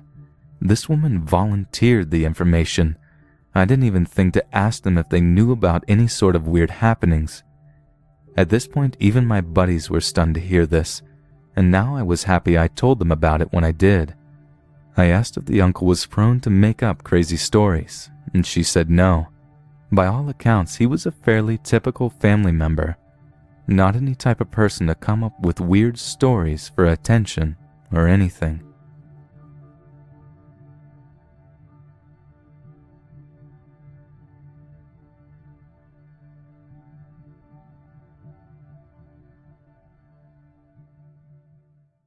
Hey friends, today I'd like to recommend a horror podcast set within the chilling polar night, The White Vault.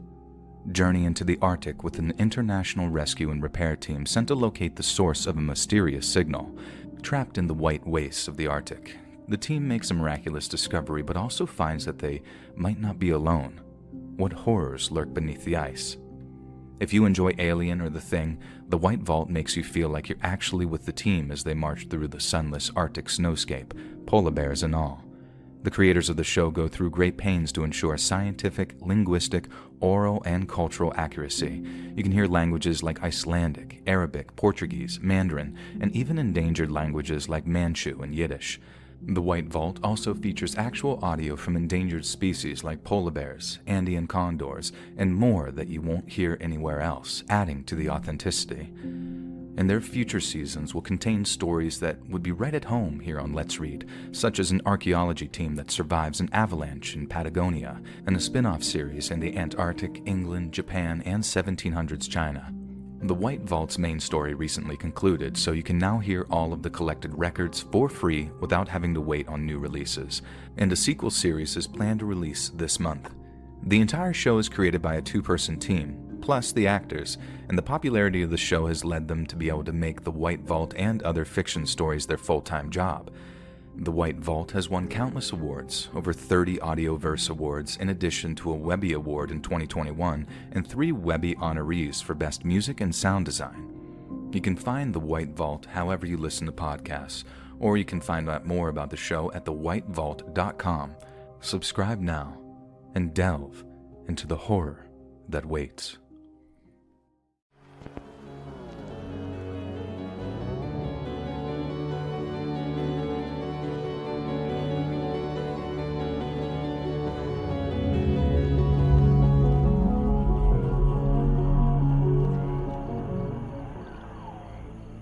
The scariest thing that's ever happened to me, like the single freakiest thing that makes me think there might just be things we can't see, measure, or explain in this world, happened on Halloween night of 1996.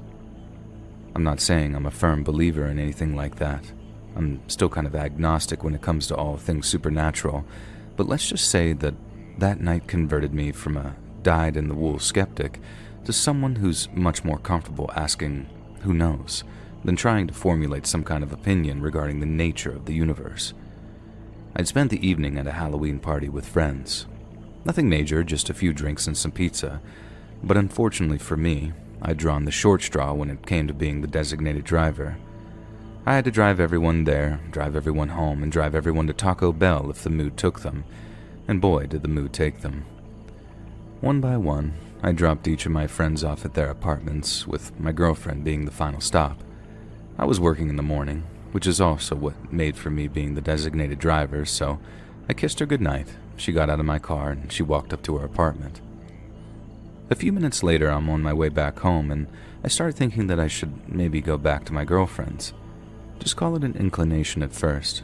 It had always been standard for me to try and get a good night's sleep before a workday, and we'd only been getting serious about our relationship fairly recently, so just casually staying over at one another's places wasn't something we were in the habit of doing. But then I started thinking to myself how great of a night we had, and how probably the best move would have been to accept her invitation and share a warm bed, instead of going home and shivering in my own crummy place with half-busted heat. But then, I was already like halfway home. Maybe driving back would just wake her up and she'd be annoyed with me. Plus, there's a chance that she'd think I was only after one thing, which was totally not what I was about at that time. I pushed the thought out of my head, thinking that was that, but then it comes back fresh just moments later, right when one of her favorite songs comes on the radio. This might sound like the least creepy thing ever, because the song I'm referring to is No Diggity by Blackstreet. It still slaps all these years later, and I don't care what anyone says, but at the time, it was this brand new drop that was about to take the #1 spot for a few weeks. And I didn't hear it and think, oh my god, she's sending me a message from not beyond the grave, and I didn't think it was anything but a total coincidence. But when I heard it, it just made me think about driving back to her all over again. In the end, I thought, screw it. The worst thing that'll happen is she'll just tell me to buzz off and call her in the morning, right? So I'll wait until I'm good to make a U-turn and then head right back in the direction of her apartment. I pull up outside and I'm literally undoing my seatbelt, and when I look up to see something that makes me freeze right there in my seat. My girlfriend lived on the second floor of this place, but her apartment had an outdoor walk-up access, and walking up the stairs was this totally random dude that I've never seen before in my life. Now, I know this might sound like me being an idiot, but my first thought was cheating. I'd been cheated on before, and in that moment, my dumb self figured that I'd caught the second girlfriend in a row, red-handed, sneaking around behind my back. The guy was even looking over his shoulder and stuff. Probably had a girlfriend or wife of his own, I thought. I'd fumbled the ball and not asking to stay the night, and boom, this other guy had just slid in there in my place.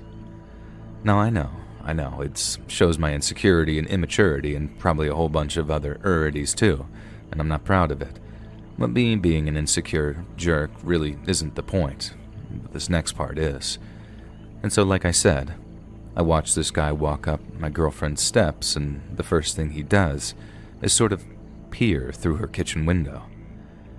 The next thing, he's looking around again like he's making sure that no one's around to see, and then he walks back towards the kitchen window again and starts taking an even closer look. I'm expecting him to tap on the window or something. I don't know, some shady routine of letting her know that it's a very special guest. But he doesn't, he just takes another look through the window and then walks over to her door. Here's where the knocking is coming, I remember thinking to myself, but instead of knocking, the guy takes a few steps back and then starts trying to kick in my girlfriend's door. They say people do funny things when they experience a stress reaction like I did.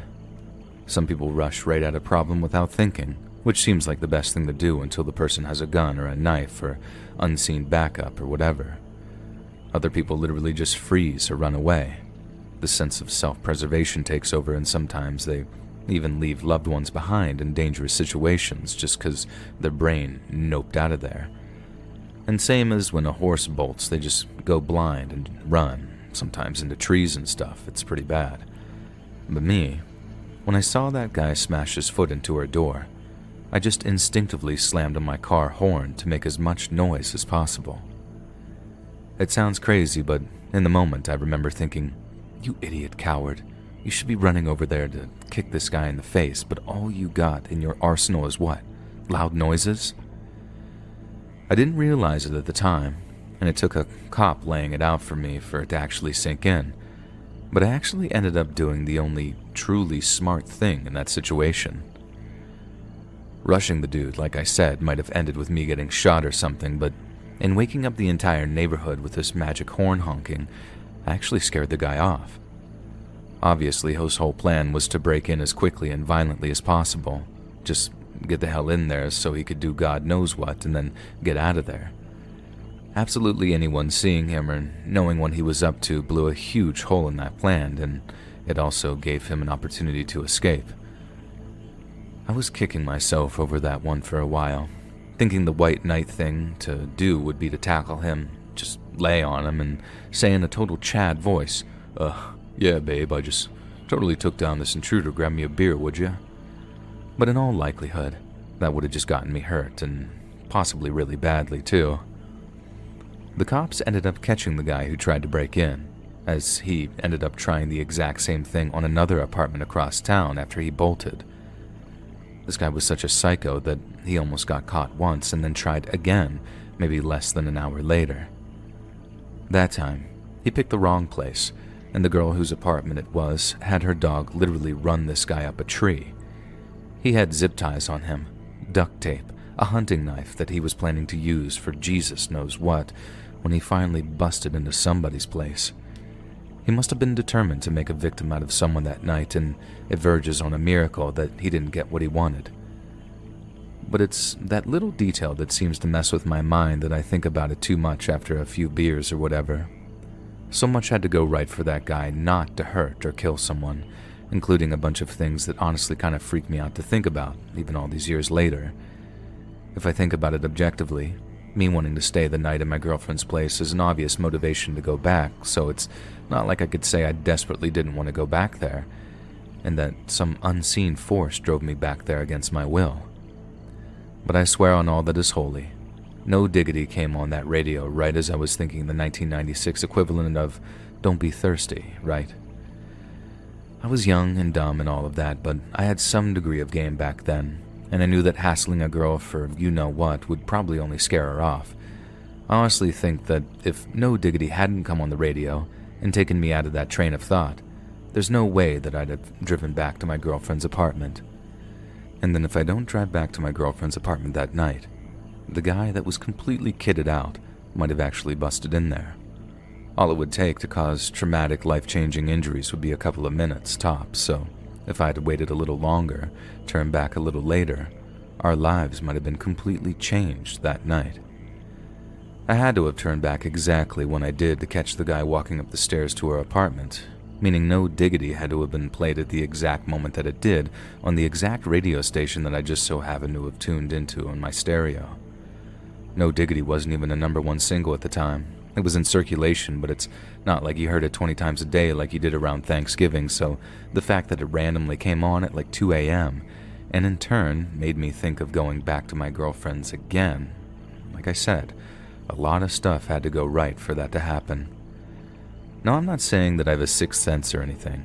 I'm not saying there was some ghost or a guardian angel on the radio making it play that song so I'd have to go back and rescue my girl.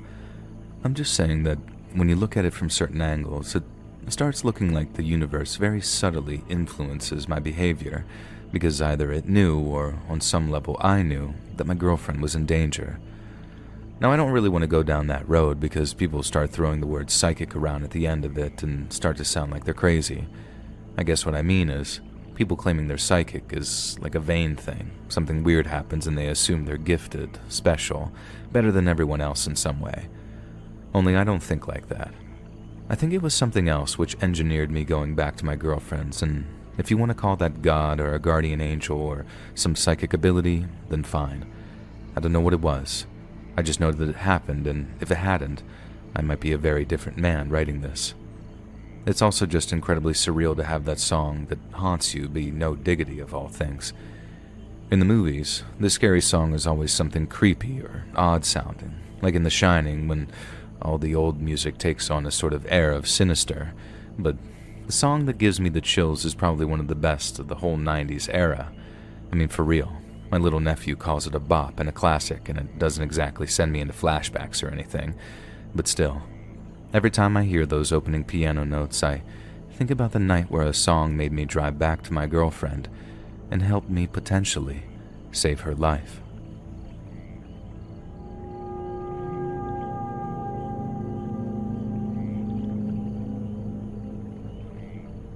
So, it was Halloween, right? And I just finished a shift at a Wendy's here in North Carolina, and I was driving home late when I realized that I needed to get some gas. I took a slight detour to find a gas station that didn't mean doubling back towards work, and then when I found one, I stopped, filled up my tank, and then walked into the store to pay. I walked in, looked toward the counter, and the clerk looks up from the register, right at me, only he's wearing this cheap, plastic vampire-looking mask, the cheap kind that's just a plastic face with a piece of elastic on it. I remember saying something like, "Trick or treat, bro, $20 on pump number 3, and then just stopping in my tracks. The dude didn't take his mask off. He didn't even close the register. He just kept on staring at me in total silence until the vibes finally hit and I stopped walking towards him. You know how gas stations used to keep their cigarettes behind the counter, kind of like in full view of the customer? Well, I stopped at this place before to buy smoke, so I remembered where they were placed, and every single pack was gone. And that's what really made me think, uh-oh, this isn't just some part-time college kid spicing up his Halloween shift by wearing a mask. I just walked into a robbery. And once I realized that, I started slowly backing up with my hands in the air. I didn't say a word. I didn't move too quick. I didn't want to do anything that might make the guy think that I was running to call the cops or grab a gun out of my car or something like that. I'd obviously walked into a situation I did not belong in, and all I wanted was out again. I kept backing up, hoping that he was going to say, "Leave and don't come back." Anything that'd give me an opening to just actually leave and go someplace else. But that was total wishful thinking on my part. The guy looked back down towards the register for a second, and that made me think that he was going to grab as much money as he could before bailing. Because in his head, seeing me meant that I was going to call the cops, and that meant that he had to get out of there before the deputies arrived. With his eyes off of me, I started backing up a little faster, bumping into stuff, but keeping my eyes glued to the guy to see if he's about to do anything. And it was a good thing I did, because he did do something. And that thing was almost shoot me. I saw the mask come up to look at me again, then a split second later I saw the gun. I didn't need to keep my eyes on him then. I needed my eyes on the door, and I needed to run as fast as I possibly could. Part of me didn't even think that he'd shoot, that it was just him trying to scare me off by pointing it at me. But the reality was, the guy chose to scare me off by almost blowing my face off. I was maybe only a foot or two away from the door when he shot, and I didn't just hear it.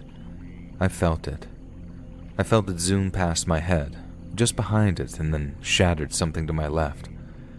Up to that point, I'd never been shot at before, and let me tell you, it's as every bit as scary as people say it is. It's totally different being in a fist fight, and although I've only ever had like 2 or 3 street fights in my life, it's almost like it's not as scary because your monkey brain can handle the idea of a flying fist. But a flying piece of metal, something that moves faster than you could ever run and do more damage than your fist ever could, it's like your brain just goes, not fair, not fair, not fair, and you run. I ran all the way out, all the way past my car, and out onto the side of the highway for maybe 20 or 30 feet before I turned around and realized that I left my phone in my car. I had to run the risk of getting flattened by flagging someone down and asking them to call the cops.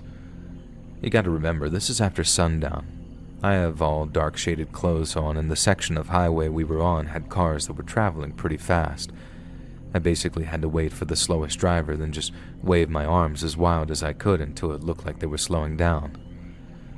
I told them what happened. They called the cops, and then we waited at the side of the highway with the driver having turned their hazard lights on until the cops finally showed up to clear the gas station. The robber was obviously gone by then, probably left just minutes after he'd fired the shot at me, but with the station cleared and safe, I was able to actually get back to my car and drive home once I'd given a statement to the cop who'd showed up. I was still buzzed from the adrenaline like hours and hours later, but when I crashed hard. Because I didn't see the guy's face. I wasn't much help to the cops, so they didn't get in touch with me after the fact. I guess they were too busy talking to whatever poor clerk had been on duty that night, because if that robber had been anywhere near as violent with them as they had with me, I'm guessing they had themselves a very scary Halloween.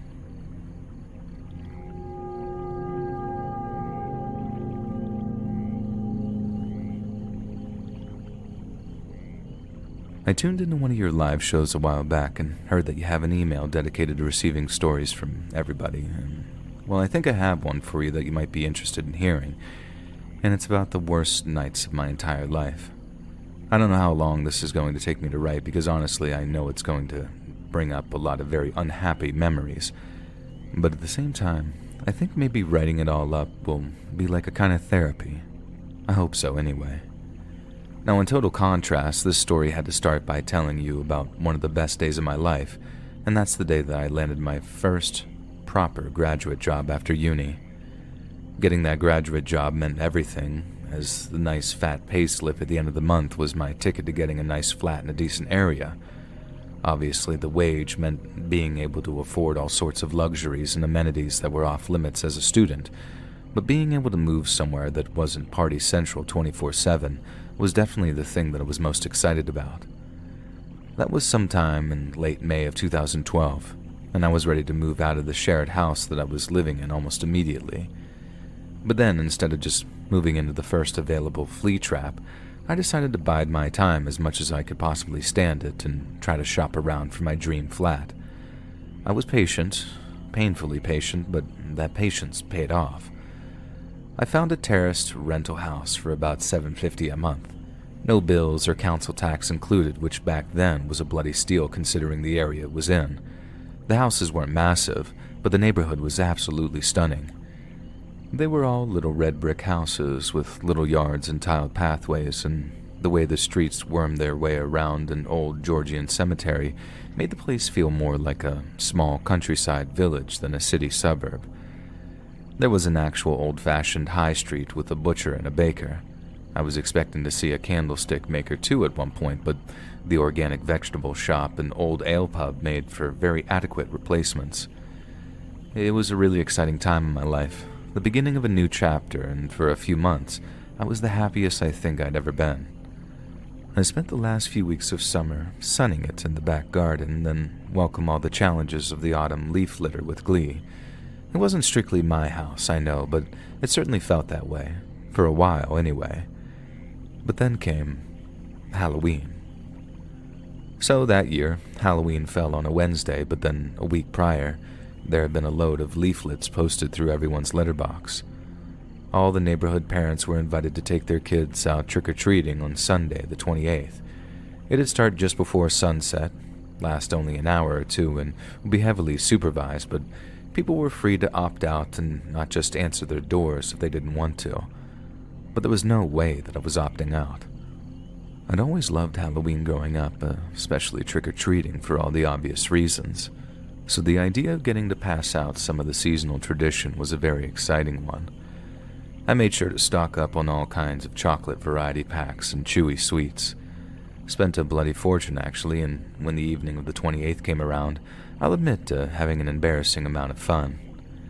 Giving out the sweets was one thing, but it also gave me a great opportunity to meet some of my near and distant neighbors. I've always been something of an introvert, so I was never about to go knocking from door to door to introduce myself, but having them come to me in a really fun, relaxed environment was just wonderful. I'm sorry to bang on about how superb my life was, but you need to understand that I went from an all-time high to an all-time low in the space of about 72 hours, and my whole life came crumbling down with one little knock on my door. So, like I said, Halloween in 2007 fell on a Wednesday, and since there had been that big supervised trick-or-treating thing on that Sunday, I thought that I'd only get a handful of trick-or-treaters at most. Between about 5 and 9 p.m., I only had about 4 knocks at the door, all from kids a little bit too old for the supervised walk-around. I'd made sure to keep some sweets left over, and I was very generous with them, especially with the last couple of groups. I didn't want a ton of sugary sweets around the house, as putting on a load of weight wasn't exactly how I wanted the next new chapter of my life to start. The last group, which called just before 9, got a massive share of sweets, and I only kept a few bits of pieces for myself to have after my tea. And then, at about 9:30, I get yet another knock at the door. I remember being just a teensy bit miffed that someone was calling so late, but I also felt a tiny bit guilty for not having kept any sweets for them, so when I opened the door, I was really dreading the prospect of disappointing a bunch of excited but late corner kids. But then when I opened the door to see who it was, there was only one teenage-looking kid, not in costume, standing in the middle of my path. Before I could get a word out, he said, "Trick or treat," with this smug little grin etched on his face, and I looked over his shoulder to see a gang of his mates trying to hide behind the hedges which separated the front yard from the street. Having gotten an immediate bad vibe from the kid and his mates, I was almost pleased to have to tell them that I was out of sweets. You could tell that they were just taking the mickey, like it wasn't just me being a knobhead and trying to be the costume police. If they'd have asked nicely, even without costumes, I'd never have turned them down if I had stuff to spare. But since there was obviously some ulterior motive, I quite sternly told them that they were out of luck. I expected an egg or two to fly my way after that, maybe an open bag of flour or something, but instead of just flinging something and legging it, the boy on my pathway spoke up again. He said something like, "Well, you gotta give us something. Otherwise you're getting the trick, aren't you?" At that, I remember saying, "Yeah, trick away then, lads. You were never getting anything asking like that anyway." I knew that they were going to react badly, and I was more than prepared to give them a good old chase if they decided to throw anything at my new castle. It'd be an inconvenience, yes, but I'm not having some little toe rag talking to me like that on my own frickin' doorstep. And like I said, I expected them to throw something. What I didn't expect was the main offender to walk up my pathway and spit a huge gob of saliva right at me. To the little ratbag's credit, he was impressively accurate with his shot, and then when I jumped off the porch to chase them down, they legged it like the little bellends that they were. And I stopped chasing them as soon as I got to the end of the path, and I did so for 3 reasons. Number 1, I'm not the type of bloke to smack a kid around, so there was no point chasing them. And number 2, I'd just been spat on, so the primary thought in my mind was, get this off of me right now. And number 3, I'd bought and installed a little security camera just a few weeks before, a little security camera that was about to pay for itself. So I go inside, and I know this is disgusting, so cover your ears if you're squeamish or whatever, but I scooped the lad's phlegm off of me with a teaspoon, and then put it in a teacup that I swore never to drink from again. The idea was to get his DNA, which would be in saliva because, again, there was no way that I was letting some little gob spit on me and get away with it. I then carefully took off the pants that I'd been wearing, threw them in the wash, and then ran to my laptop to check the camera footage. Back then, the quality wasn't great and all the footage was stored online, not on an app, so it took an irritating amount of time to lock down the moment the incident actually occurred. And it was a real pain in the butt, but I did manage it in the end, and with the footage that I secured, I was quite certain that I was going to have that little bugger in handcuffs by the end of the week. I had to download the portion of the video stream I wanted, and then save it as a video file, and then once I had that done, I could call the police. And the experience was a bit of a snakes and ladders, if I'm being honest. The woman I spoke to was great, and she assured me that the officers would stop by at some point to take a statement and review the footage. The downside was that because it wasn't an ongoing incident, and I basically had the kid banged to rights having put his spit in a mug, it wasn't going to be a priority incident on a night when there's statistically tons of other crime. That's true, by the way. If you live in a city larger than about 100,000 people, crime is said to jump up anywhere between 17 to 34%, depending on where you live. I suppose that's what happens when you dedicated an entire night to all things frightening. But anyway, as I was saying, I got my report filed, and then I was making myself a cup of tea, still in my undies, when there was a loud, heavy knocking on my front door. I ran to put on some pants, shouting that I'd be there in a minute, and in my rush to grab something dry from a clothes horse, I picked up a pair of short, silky gym shorts that covered me up, but definitely made me look a bit odd. Not that it mattered, it would only be the police knocking round a bit earlier than expected. Well, that's what I thought anyway, and I thought wrong. When I opened the door, there was a complete stranger on the doorstep. He looked to be in his 40s or 50s with this leathery Nana's handbag-looking tan that gave away a decade or two of Spanish summers. He wore a fleece, a baseball cap, and a pair of battered old trainers, and as much as I'm embarrassed to admit, my opening line was a very confused one. "Are you with the police?" And he shook his head. "No, mate. I'm not with the police." He said those last 3 words with this sort of weird mocking tone. "But they should be round here, shouldn't they?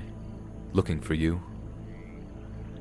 I remember being extremely confused because when he said, "looking for you," he was right.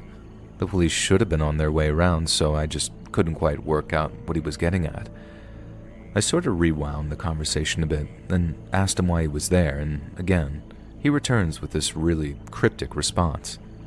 "You tell me, mate," he says, getting more aggressive. "It's you that's going around nuncing kids." I didn't take that accusation seriously at first. It came that far out of left field. But for any of you American readers, I should probably take the time to explain. A nunce is a British slang term stemming from the acronym given to those who'd committed indecent offenses towards children, for lack of better words. It stands for not on normal courtyard exercise, because if these blokes were allowed to mix with their fellow prisoners during yard time, they'd end up with their heads caved in. It's a bit like calling someone a predator over in the US, and quite obviously it's a very serious accusation to level at someone. But like I mentioned, I was so taken aback by the whole suddenness of the encounter that the accusation did very little but confuse me. So when the bloke on my doorstep mentions the whole nunce thing, and I had no idea what he was talking about, but then as he started to get less and less cryptic, I realized that it wasn't just a throwaway insult. It was a very serious accusation. I asked him what he was talking about, and that's when he mentions, and I quote, 4 young lads who just called here for trick-or-treating." Obviously, I'm still furious at being spat on, so I immediately reply with something like, "Oh yeah, the ones who've been round spitting at me?" And the bloke then basically takes this as an admission and starts saying, "Oh, so you admit it then? You tried to touch my lad, did you?" And I only made the connection in that moment, right as the bloke lunged at me. I barely got the front door shut in time, and I remember sinking down and leaning up against it to keep it closed as the guy outside kept slamming his fist into the wood. He was shouting all kinds of horrible things, and I wasn't really listening. My brain was just completely focused on the fact that this little monster who spat at me had actually gone home and then told his dad or uncle or whoever that is that I was some predator who's tried to, I don't know, drag his kid into my house or something. And hearing this furious guy screaming and banging on my door was obviously very scary, but I had the spit, I had the camera footage, I had everything to prove that I wasn't lying about the sequence of events. The kid was obviously just trying to get himself out of trouble before it found him first, but since he didn't have a leg to stand on, I honestly wasn't too worried about the sudden turn of events. Worried for my bloody door frame, yes, but not much else. I stayed there for a while, propped against the door, wondering if I should go and arm myself with something just in case this guy was mental enough to break in. But in the end, he seemed to get bored, then, after shouting something about coming back with more people to string me up, or whatever he said, I heard the telltale sound of my garden gate opening and closing, meaning he'd walked off and left. First thing I did was call the police again, obviously with a much more urgent incident to report, and after that, 2 officers arrived within the hour. They spent a good 45 minutes talking the whole thing out with me, and obviously I showed them the CCTV footage of me getting spat on to give some context. One of the officers even had a little DNA swab, and he took a sample of the lad's spit, just as I'd hoped they would. It was a horrible situation, but I thought it was pretty much over. My only fear was that the bloke might convince a bunch of his boozed-up mates to come round the next night and throw a brick through my window, but if that did happen, The police officers assured me that they'd shoot round if I called 999 in the event of that happening. And after they left, I had a cup of tea to calm my nerves a bit and watched the last hour of whatever scary Channel 4 movie was showing and then went to bed. The next morning, I woke up feeling fresh, but instantly remembered the events of the night before. I ran to the top of the stairs and saw no damage to the door, and then shuffled in the front room to make sure that the windows were all intact. Everything was just as it should have been, so no one had turned up in the wee small hours to throw a brick through my window, which I have no doubt would have woken me up too. And having done all that, I was able to carry on with my morning routine, get ready for work, and leave the house on time. I finished off my morning tea, walked down the hall, opened the door, then after turning to face it in order to close it on my way out, I froze in place. Spray painted on my door, in massive white letters, were the letters PEDO. And I couldn't just leave it. People would be walking past my house all bloody day, and although you couldn't see it clearly from the street, anyone walking right past my gate could see it clear as day. I had to get rid of it, or at least cover it up somehow, so I called into work, told them that I'd be an hour late, then got to work on painting over what I could. And very luckily for me, I'd actually repainted the door just a few weeks prior, so I had some paint left over to cover up the majority of the word. But over the course of half an hour or so it took me to get the job done, more than one person stopped suddenly while walking past my gate, gave me some sort of shocked look, then carried on walking as if though they hadn't seen anything. And those few moments were some of the most mortifying of my entire life. I couldn't run after them shouting it's not what it looks like, because in my head, that made it look even more like something it wasn't. All I could do was feel my cheeks burn with embarrassment and hurry up with painting so I could finish up and get going to work. It was throughout the course of that day that I realized the whole incident might not be confined as a sort of one-night thing. I called the police on my lunch break, not 999, but the extension number that I'd been given to talk to one of the officers who dealt with my case. And again, he was really helpful, and gave me an email address that I could forward the CCTV images to. The person who spray-painted my door had their face covered, but having time-stamped images was obviously a huge help to the police. I felt a bit better after that, knowing the law was on my side, and when I got home after work, there was no additional damage or vandalism. I hoped that that'd be the last of it, that it was just some psycho family who'd grown bored of victimizing me in the end. But it didn't end there. There was still a way to go before the story finally ends. Over the course of the next few months, the harassment was almost incessant. Most mornings, I'd wake up to something pushed through my letterbox or eggs splattered all over my door. And those kinds of things were just annoying. Half an hour's cleanup or whatever, and it was over and done with. What I couldn't deal with was the stuff they drew or painted on the house or on the street outside. Stuff that said things like nunce, beast, or a predator lives here. And I learned very quickly that if I wanted to actually get rid of said graffiti, that I had to clean it off myself. The council was very sympathetic in all fairness, and the one time they did get a bloke with a power washer around, but he was very sympathetic. And I remember showing him the graffiti, which in that case said Kitty Toucher in big letters on my pathway, and then instantly getting incredibly defensive. I offered to show him the CCTV of me getting spat on, show him an email chain where I'd been talking to the police, and I know I got a bit emotional because he looked a bit shell-shocked by the time I finished my little rant, but when he told me, "It's all right, mate, I believe you. People can be horrible like that," I had to excuse myself upstairs to have a very brief but very intense cry. I know that there were some people who had their suspicions. No smoke without fire, as they say, but that wasn't what broke me in the end. I knew I was innocent, and after a while, the eggings and incidents of vandalism slowly petered out. There was actually a point where I thought that things might get back to normal, but then came that final, fatal Facebook post. It was a uni friend who told me about it, sent me a screenshot via email one afternoon asking me, "Isn't this your place?" It was some kind of predator hunters group. The first I'd heard of anything like that, whereas they're obviously quite notorious these days. Now don't get me wrong, if you're caught banged to rights soliciting that from a kid, then you deserve everything you get. But back in 2011, it seems that it wasn't down to an exact science yet, and a lot of groups were still trafficking in rumors and false allegations. Seeing my house, the place that I'd once been the happiest I'd ever been, plastered in some Facebook group, was this benchmark moment in the whole ordeal. I didn't think that it could get any worse, and then it did.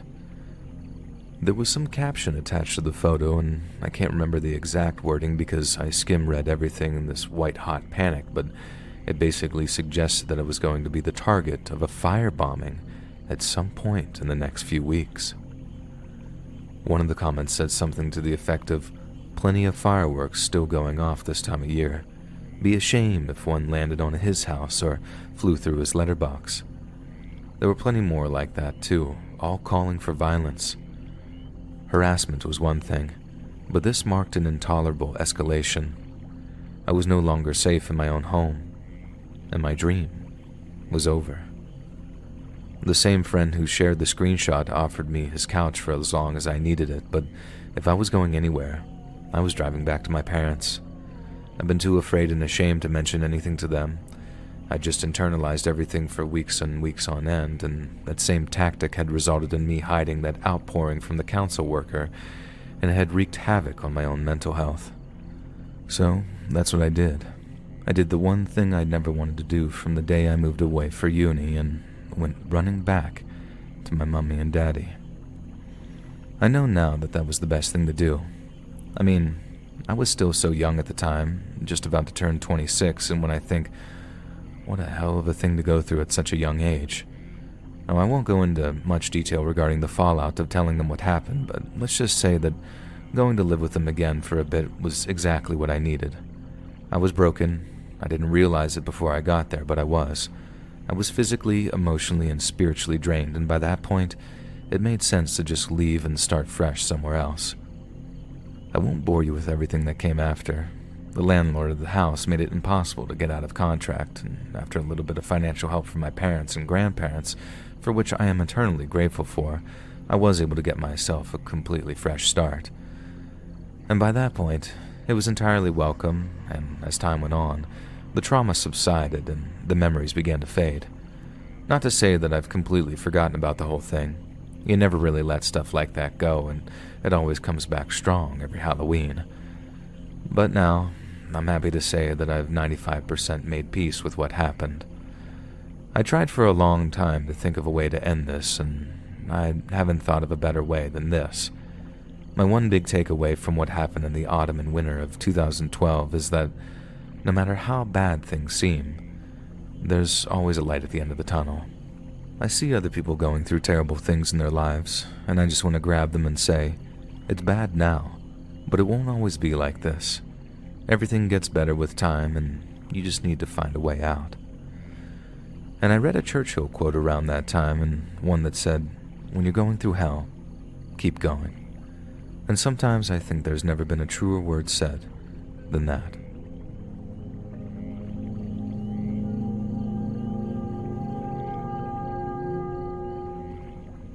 In October of 1981, 17-year-old Kurt Eugene Sova was a happy-go-lucky high school student in his hometown of Newburgh Heights, Ohio. He was the youngest of 4 boys, worked hard in school, and aside from some run-of-the-mill teenage hijinks, he generally kept himself out of trouble. He was also said to be very popular among his peers and often found himself invited to various parties and get-togethers. Yet it was one of these very gatherings that Kurt met a sudden and horrifying end, one that would send shockwaves through his friends and family, as well as the wider community. On Friday, October 23rd of 1981, Kurt displayed some very unusual behavior. In the company of some friends, he skipped school, headed to a local liquor store, then convinced someone over the age of 21 to buy him a bottle of an extremely potent alcohol beverage named Everclear. Upon obtaining the alcohol, Kurt spent the day at a friend's house where he and several other teenagers became highly intoxicated. The group intended to visit a local Halloween carnival and partook in what might be called pre-gaming today. The idea was to get as drunk as possible before attending the carnival, where alcohol would presumably be expensive. After drinking as much as possible in as short a time as possible, Kurt and his friends began to make their way to the carnival, and on their way, they ran into a mutual friend named Sam Carroll. Sam was on his way to a Halloween party at a duplex on Harvard Avenue and invited Kurt to come along. For some reason, Kurt chose to ditch his first group of friends and followed Sam to the Halloween party instead of heading to the carnival. Sam later said that Kurt was extremely intoxicated when they first met, and drank even more at the Halloween party. Kurt drank so much that he suddenly and violently became ill, and Sam followed him outside while he vomited against a fence. Since the late autumn night was so chilly, Sam claimed that he went back inside to fetch their jackets, but when he stepped outside again, Kurt was gone. Sam also claimed that Kurt's sudden disappearance didn't alarm him, since he figured his booze-sick friend had simply wandered home to sleep it off. But Kurt hadn't wandered home.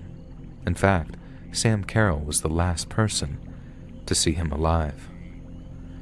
The following morning, Kurt's mother noticed that he was missing almost immediately. It wasn't like him to be gone overnight, Dorothy Sova told reporters. He always came home at 10 or 10:30 at the latest, so when I walked into his room and saw an empty bed, I got a terrible feeling in the pit of my stomach. Dorothy began calling the homes of Kurt's friends, hoping one of them knew of her son's whereabouts. She then enlisted Kurt's father and a handful of their neighbors in scouring the surrounding neighborhood in hopes that someone had seen him. But Kurt was nowhere to be found. And by the early evening of Saturday, October 24th, Kurt's parents still held out a glimmer of hope that their boy would come home, tired, hungover, but safe. Yet the following morning, when Kurt remained missing, his parents contacted the Newburgh Heights police to report him missing. And at first, local law enforcement dismissed the concerns of Kurt's parents. There had been numerous instances of mischief, all stemming from the same booze-filled house party on Harvard Avenue, and since Kurt's parents lived just 2 miles away from the site of the party, officers correctly deduced that their son had been present there. It wasn't unusual for a teenager to spend a day or two away from home following a particularly catastrophic experiment with drugs and alcohol. And with this in mind, police refused to dedicate valuable time and resources to a case that might simply resolve itself over the course of the coming days. Dorothy Sova pleaded with the officers who refused to file her report, assuring them that Kurt was not the type to go missing so suddenly. But her pleas went ignored. It should be noted that one of the police officers who dealt with Dorothy's complaint was later indicted on charges of dereliction of duty, with some charges relating to allegations of gambling and corruption. The officer pled guilty to the charges and was swiftly removed from his position. And in the meantime, Kurt's parents began to conduct their own investigation into their son's disappearance. Dorothy Sova tracked down the officers of the duplex where the party was held, and although they initially denied having seen him, they later admitted to having spotted a heavily intoxicated Kurt wandering the halls alone. Dorothy pressed him on Kurt's whereabouts, but they assured her that they'd been as helpful as possible. As progress slowed, Kurt's parents began to put up missing person flyers around the neighborhood, including inside of several local businesses, and it was this which led to the next major break in the case. One day, a man walked into one of the businesses which had Kurt's flyers pinned to a wall. The clerk on duty noticed that when the man walked past it, he suddenly stopped, turned to look at it, then began to stare intensely at Kurt's face. When the clerk approached the man and asked if anything was wrong, he replied that there was no need for them to display such a flyer. Kurt was dead, and that he would be found in the next few days, and with that, the man tore down the flyer, then walked out of the store. The clerk immediately contacted local law enforcement, who tracked the man down for questioning, but after determining that the man was mentally ill and thus unreliable, he was released without charge. A few days later, one of the duplex's residents informed Dorothy that there was someone sleeping on a cot in the basement of the duplex, and that there was a possibility that it might be Kurt. His father promptly investigated these claims, yet although there were indeed signs that someone had been secretly living in the duplex's basement, there was no evidence that it was Kurt. And finally, on October 28th of 1981, 3 local children were playing near a furniture warehouse when they made a horrifying discovery. Lying in a ravine, just 500 yards from the duplex where the party took place, was a decomposing human corpse. It was lying face up in a shallow pool of water, barefoot, wearing a bright yellow t-shirt that was now stained with mud. They rushed to alert the authorities, and within just a few hours, forensic investigators had confirmed it was the body of the missing Kurt Sova. Kurt's body was transported to the county coroner's office, but following an autopsy, cause of death was unable to be determined. He'd sustained a few minor scrapes and bruises, but there was no obvious signs of trauma that might indicate a homicide, and while his blood alcohol content was a relatively high 0.11, that alone wouldn't have been enough to kill him.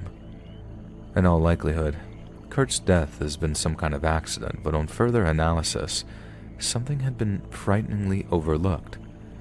The ravine where Kurt's body had been found had already been searched by law enforcement just 24 hours before the discovery. It now seemed quite obvious that someone had dragged Kurt's body to a place they knew had already been searched, in a way to slow down the recovery of his corpse. It was a chillingly deliberate move from someone who, for some reason, believed it was in their interest to hide Kurt's body instead of revealing its location. This might not necessarily be someone who killed Kurt, not on purpose anyway, but most certainly someone the police would have been very interested in talking to. As of 2019, the case had been reopened by the Newburgh Heights Police Department, who've enlisted the students from Tiffin University's Criminology Department to help reconstruct elements of the crime. These efforts were continued the following year when Kurt's case was selected for CrimeCon's CrowdSolve event, an exclusive interactive experience where true crime fans and amateur detectives alike examine case files and explore new theories. While both efforts generated new ideas and some potential leads, the mystery behind Kurt's untimely death remains unsolved. Kurt's death might well have been a tragic accident, the result of overconsumption of alcohol, coupled with frigid autumnal temperatures. But until the police track down the person who attempted to hide his body, we'll never really know what happened to Kurt that night, or how an uncertain chain of events led to his sudden and frightening demise.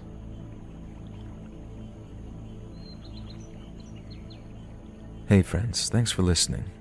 Click that notification bell to be alerted of all future narrations. I release new videos every Monday, Wednesday, and Friday at 7 p.m. EST, and super fun live streams on Sundays, Tuesdays, and Thursday nights. If you got a story, be sure to submit them to my subreddit, r/Let'sReadOfficial, and you might even hear your story featured on the next video. And if you want to support me even more, grab early access to all future narrations and bonus content over on Patreon, or click that big join button to hear about the extra perks offered for the channel. And check out the Let's Read podcast, where you can hear all of these stories and big compilations and save huge on data, located anywhere you listen to podcasts. All links in the description below. Thanks so much, friends. And remember, don't forget to take a spooky dookie.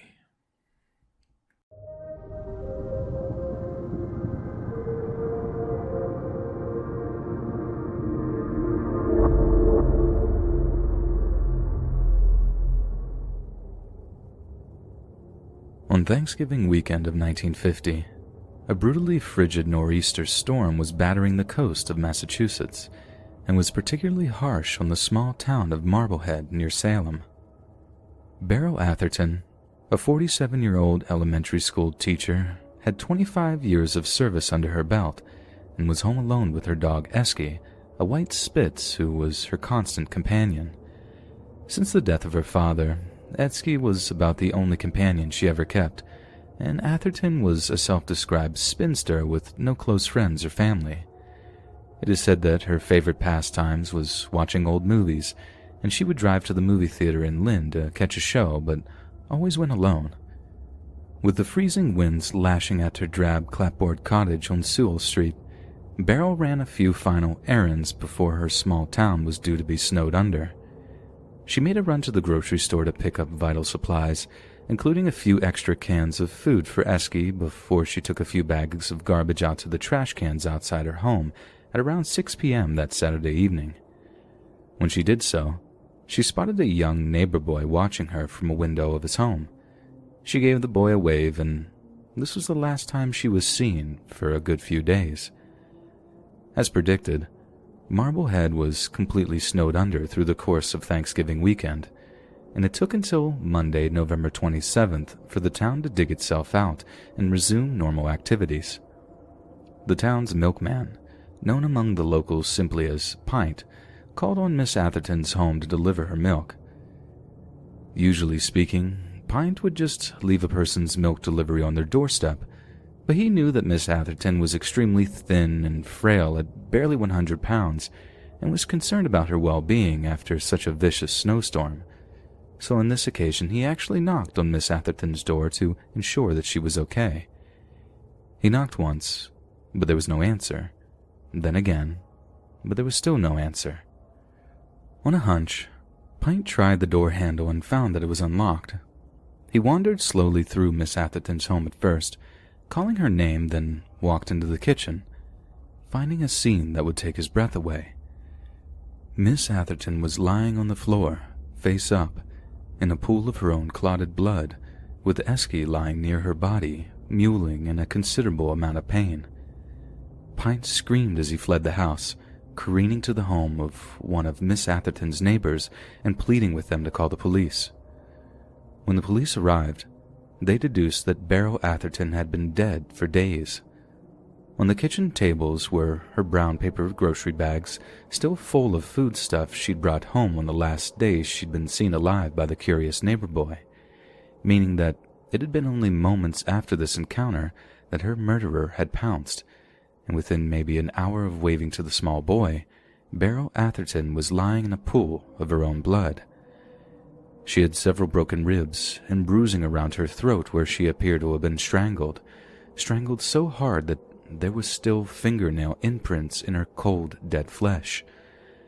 Her killer had then used a small blade to slice her throat, but had done so in a very peculiar manner. Not only had he cut her neck open horizontally, but had also inflicted a dreadful vertical wound from her ribs to her chin, essentially stabbing a cross in her neck. The cuts were so deep that Beryl Atherton had almost been decapitated, and she had bled so heavily from her wounds that her blood vessels were completely exsanguinated. A sample would have to be extracted directly from her heart by the examining coroner. The killer then let himself out of the house, but not before breaking several of little Esky's ribs as the loyal hound tried to avenge his fallen mistress. Infuriatingly, the crime scene was almost completely devoid of any clue as to the identity of Beryl's murderer. There wasn't a single sign of forced entry anywhere on the property. There were no fingerprints on any surface, and no shoe or boot prints on the ground surrounding the house, and despite questioning Beryl's neighbors, no one but the dog Esky had seen the killer in the flesh. If Miss Atherton cried out for help, the severity of the storm would probably have drowned out any urgent pleas of that fateful night. No one in the surrounding neighborhood had heard or seen a thing. Despite the grotesque violence of the scene, there appeared to be few signs of a struggle apart from a broken necklace caused by the impact of the killer's blade, which had also broken during the savage and unprovoked attack. And aside from a few broken fingers that suggested she had tried and failed to defend herself from her attacker, it seemed that he had managed to sneak up on Beryl while she was totally unaware. The crime scene was so lacking in useful evidence that it had been theorized the killer actually hung around for a little while, ensuring there were no fingerprints, fibers, or DNA present. And since the murder took place in Beryl's kitchen, the killer may well have had ample access to cleaning supplies in order to ensure the scene was scrubbed of evidence. Both police and friends were surprised by the fact Miss Atherton kept a diary which yielded information about a handful of male acquaintances. Those that knew her were completely unaware of such gentlemen, but the information therein offered no help in solving the crime, It was discovered she had been deeply disappointed over a broken love affair, but this proved not to enter into the case either. In the aftermath of Barrow's murder, with police unable to come up with any suspects or clear motives for her killing, the small town of Marblehead became rife with rumors and gossip. Some said Barrow was leading some kind of double life and had become embroiled with organized crime down in Boston that had come back to bite her. Others believe it was a jilted lover from the broken love affair that had sought revenge after Barrow had broken the engagement off, or perhaps a relative who learned of a sizable inheritance that they either wished to access early or were about to be cut off from. Yet her estate only consists of about $25,000, and no jewelry or other items appear to have been stolen from the house, so it seems that financial gain may not have been the motive. But chillingly enough, there are some living in Marblehead today who claim they know full well who killed Barrow, and a handful who assert that the killer is still alive. Given that the killer might well be up to 80 or 90 years old, it's more than likely they might pass away before ever facing any charges for the murder they committed. And so, it seems that the brutal crime committed that Thanksgiving weekend may forever remain unsolved, and that yet another cold and callous murderer will escape justice, free to walk the streets in the knowledge they committed the worst act a person is capable of, and gotten away with it.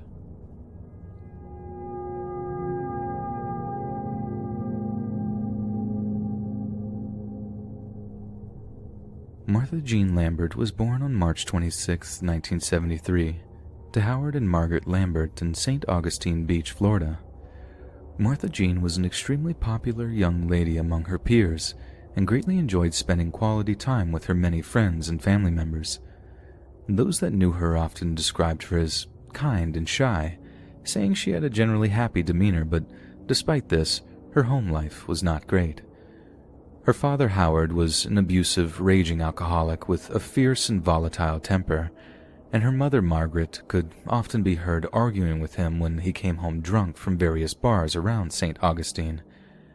As a result of this highly unstable and distressing relationship between her parents, Martha and her two older brothers were often cared for in various foster homes, which had a highly negative impact on their academic performance. Yet in spite of such difficulties, Martha was known for being something of a tough cookie, and she didn't let it get her down too much, maintaining a positive attitude whenever she was at school. In 1985, the Wednesday before Thanksgiving was a day much like any other for young Martha. She spent the day attending her usual classes at school, and then, when it was over, she went over to a friend's house to hang out until around 7:30 that evening, when she began the short walk back to her parents' trailer. Only that much is certain about what happened that evening. Afterwards, things began to get very unclear indeed, and mainly due to conflicting accounts given by her very own family members. What we do know for definite is that it wasn't until 3 a.m. on Thanksgiving Day that Martha was actually reported missing. Her family told the police that she was a 12-year-old white girl with sandy blonde hair and bright blue eyes, standing at roughly 4 feet and 5 inches tall and weighing just shy of 70 pounds. She was also described as having birthmarks on both her upper left chest as well as on the front of her right thigh. Last her parents had seen of her, she had been wearing a short-sleeved summer dress. Given her age and inherent vulnerability, the cops started an intense search for Martha as soon as the missing persons report came in. They initially focused their search around the area near to State Road 207, a stretch of 4-lane highway that ran through northeastern Florida. They also scoured areas around Carey Lynn Road, the place that Martha and her family called home. Yet despite their efforts, not a single trace of Martha Jean could be found, and to the heartbreaking disappointment of her family, the trail soon ran cold. Strangely enough, from the very moment she realized her daughter was missing, Martha's mother insisted that her daughter had been kidnapped. This is a rather curious detail, as it's a rather specific idea of her daughter's fate. Not that she had been murdered, gotten lost, or ran away from what was undoubtedly a broken home, specifically kidnapped. Martha's mother told police that on the night in question, that she wasn't at her friend's house until the mid-evening, that she was in fact attending a social gathering with her. She had apparently turned to her mother and, in reference to visiting the friend's house, said, "I'm going over to a friend's house. I'll be back in 5 minutes." But Martha never returned, and by the time her mother had realized something was amiss, it was far too late. She searched and searched all night and into the wee hours of the following morning, but it was no good, and by the time 3 a.m. rolled around, Martha's mother was worried half to death. Police questioned pretty much everyone in the surrounding area and found that some of Martha's neighbors had some very interesting information regarding some suspicious activity in the neighborhood. Shortly after Martha was seen walking west down Carrylyn Road that evening, a few members of the local community had seen a suspicious green van in the area, one that was seen to drive in roughly the same direction as Martha a short while after she left the social gathering. And what was most concerning was that not a single person who'd seen it was able to recognize the van as belonging to anyone in the community, and nor had they been able to record a license plate number.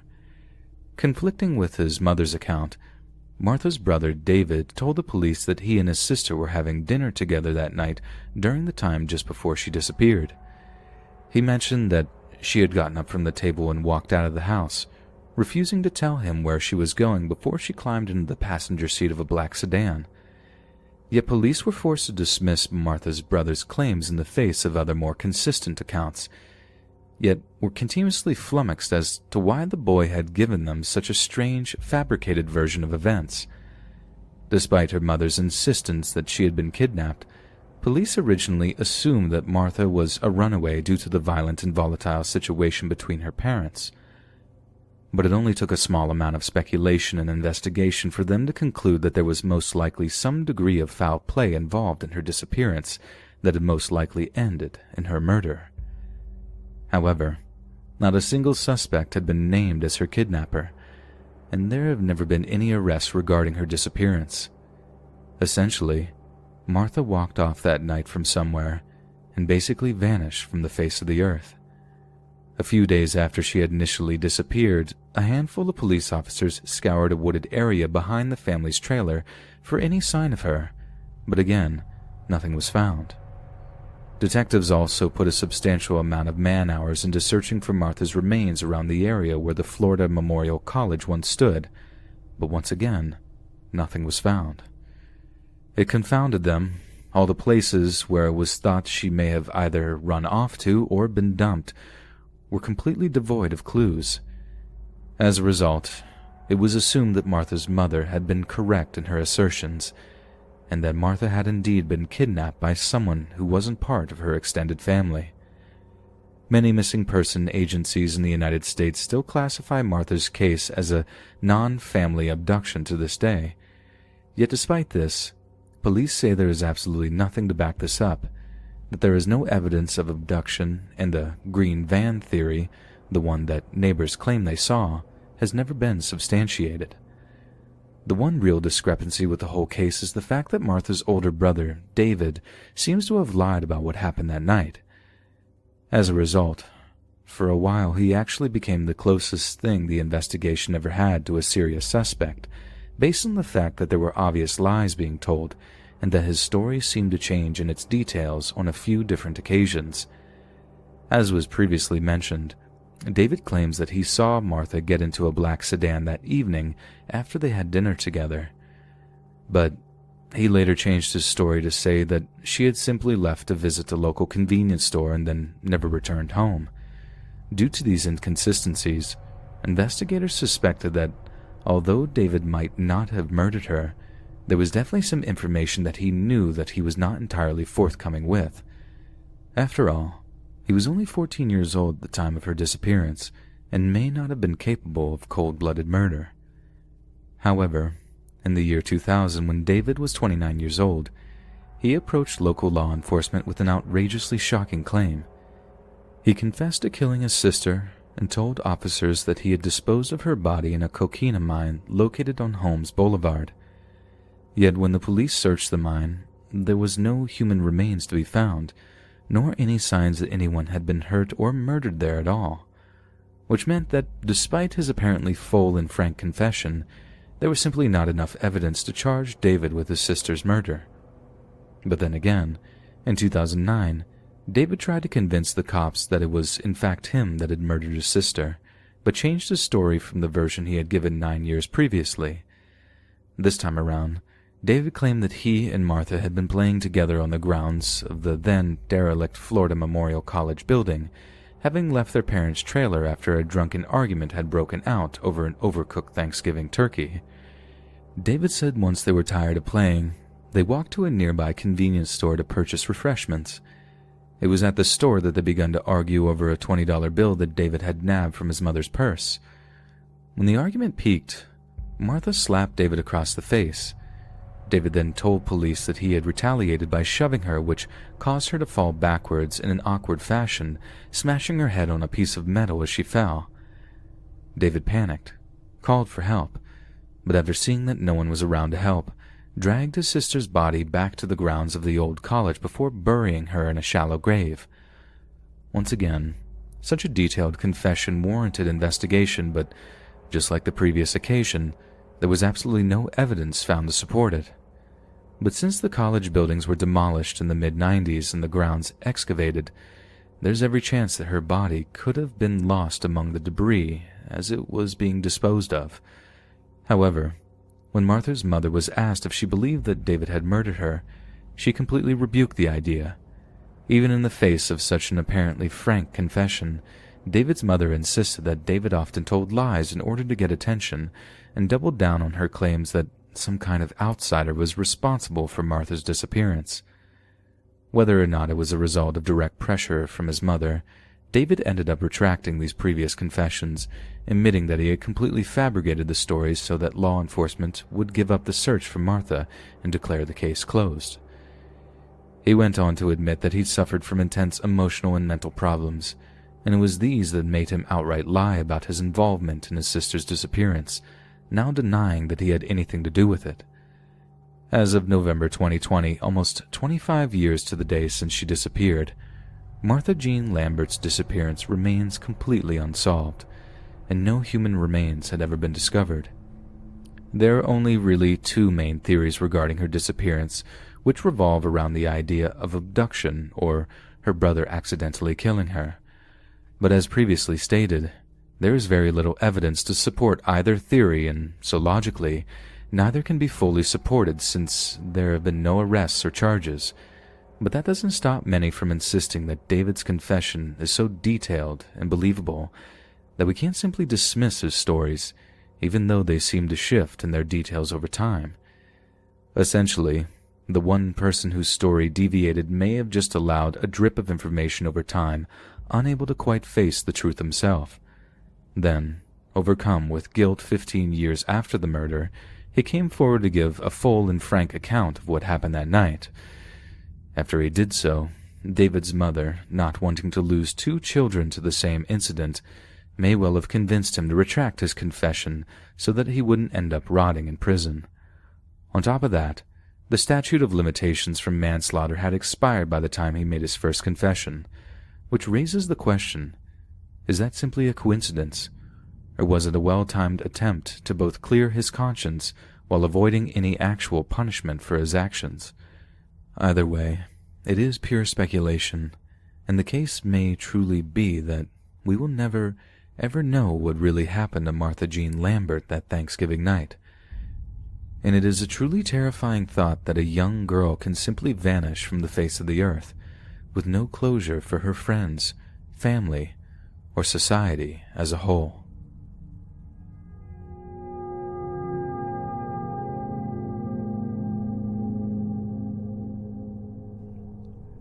In the early 20th century, Maria Zakharenko escaped from her home country of Russia, feeling the bloodthirsty Bolsheviks who were in the process of turning their native land into the political wasteland that was the USSR.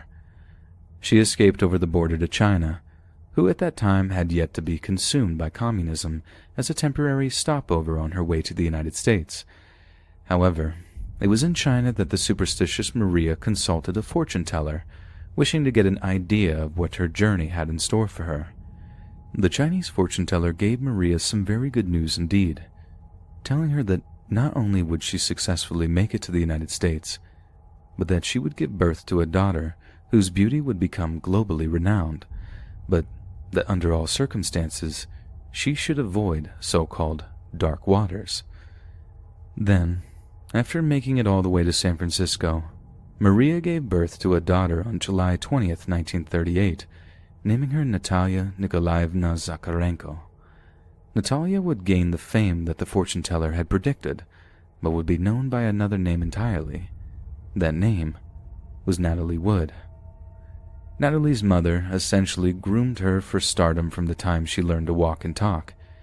She sent her to singing, dancing, and acting lessons, training her to be a complete triple threat before parading her around movie studios in the hopes that she would be discovered and thus fulfill her destiny. It was such an intensive experience that it verged on abusive. Natalie's mother was utterly ruthless and unforgiving, separating her from her sisters and even denying her medical assistance for injuries in the instance that this would only make her stronger. Maria paid close attention to the prophetic warnings of the fortune-teller too, and made effort to give Natalie a deeply ingrained fear of deep water. Yet despite her efforts, the fortune-teller's predictions almost came true on the set of a movie called The Green Promise. During shooting, a young Natalie was set to run across a bridge that was set to collapse during a rainstorm, a bridge that just so happened to run over a pool of rough, dark water. The director insisted that the timing would be just right, and although there would be an element of on-screen peril, she would be entirely safe. But terrifyingly enough, one of the set staff happened to pull the collapse mechanism too early, and Natalie broke her wrist as she fell into the water. Her mother was distraught, believing she was about to see the prophecy of drowning come true before her very eyes. But the set staff, acting quickly, helped Natalie pull herself to safety as she struggled to do so with her broken wrist. If she wasn't terrified of water beforehand, she certainly was then. Maria refused to get her daughter any medical assistance for the broken wrist either, believing that an insistence on doing so would deter directors from hiring her in the future. The injury scarred her wrist so heavily that Natalie would insist on covering the scars with multiple bracelets for the rest of her life, not only because she believed the wound was ugly, because it reminded her of one of the most traumatic incidents of her entire life, so traumatic that she never ever learned to swim, and was reported to have panic attacks whenever she tried to wash her hair. Despite her traumas, Natalie had a long and successful film career, and would go on to wed fellow star Robert Wagner.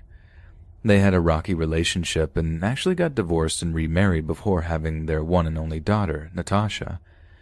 Then, during Thanksgiving weekend of 1981, Natalie, Robert, and another movie star, Christopher Walken, were enjoying some rest and relaxation aboard Wagner's yacht, named the Splendor, around the Catalina Island off the coast of California. Only one other person was with them, the boat's captain, a man named Dennis Davern. They spend the weekend shopping, sunning themselves, sailing, dining out, and profusely drinking.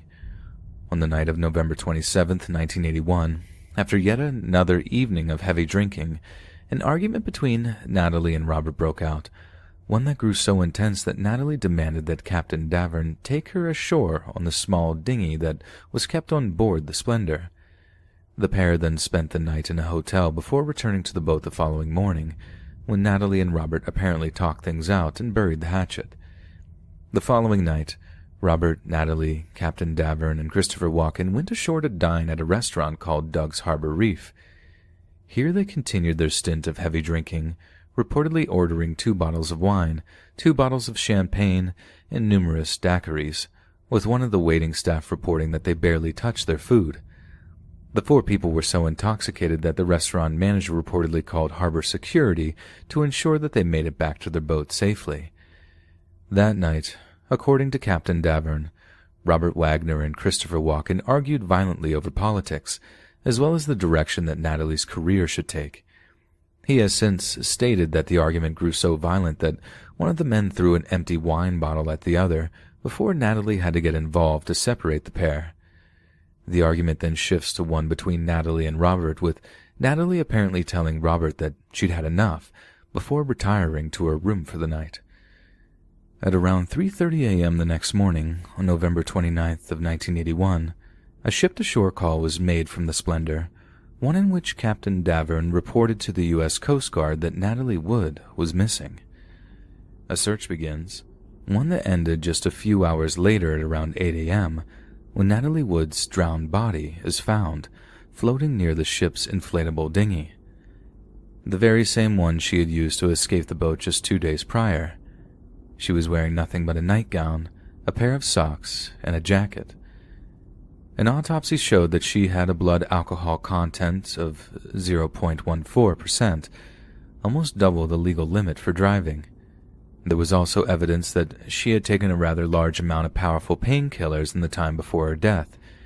She was just 43 years old when she passed away.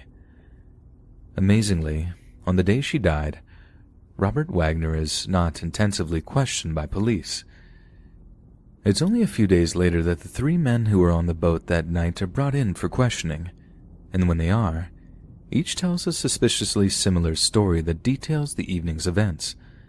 As a result, Natalie's death was assumed to be nothing more than an accidental drowning. The nation was dumbstruck by such a horrible, unforeseeable tragedy, and mourned in tandem with Robert Wagner, who went on to raise their 2 daughters as a single parent, 2 daughters who were almost inconsolably distraught at the sudden death of their beloved mother.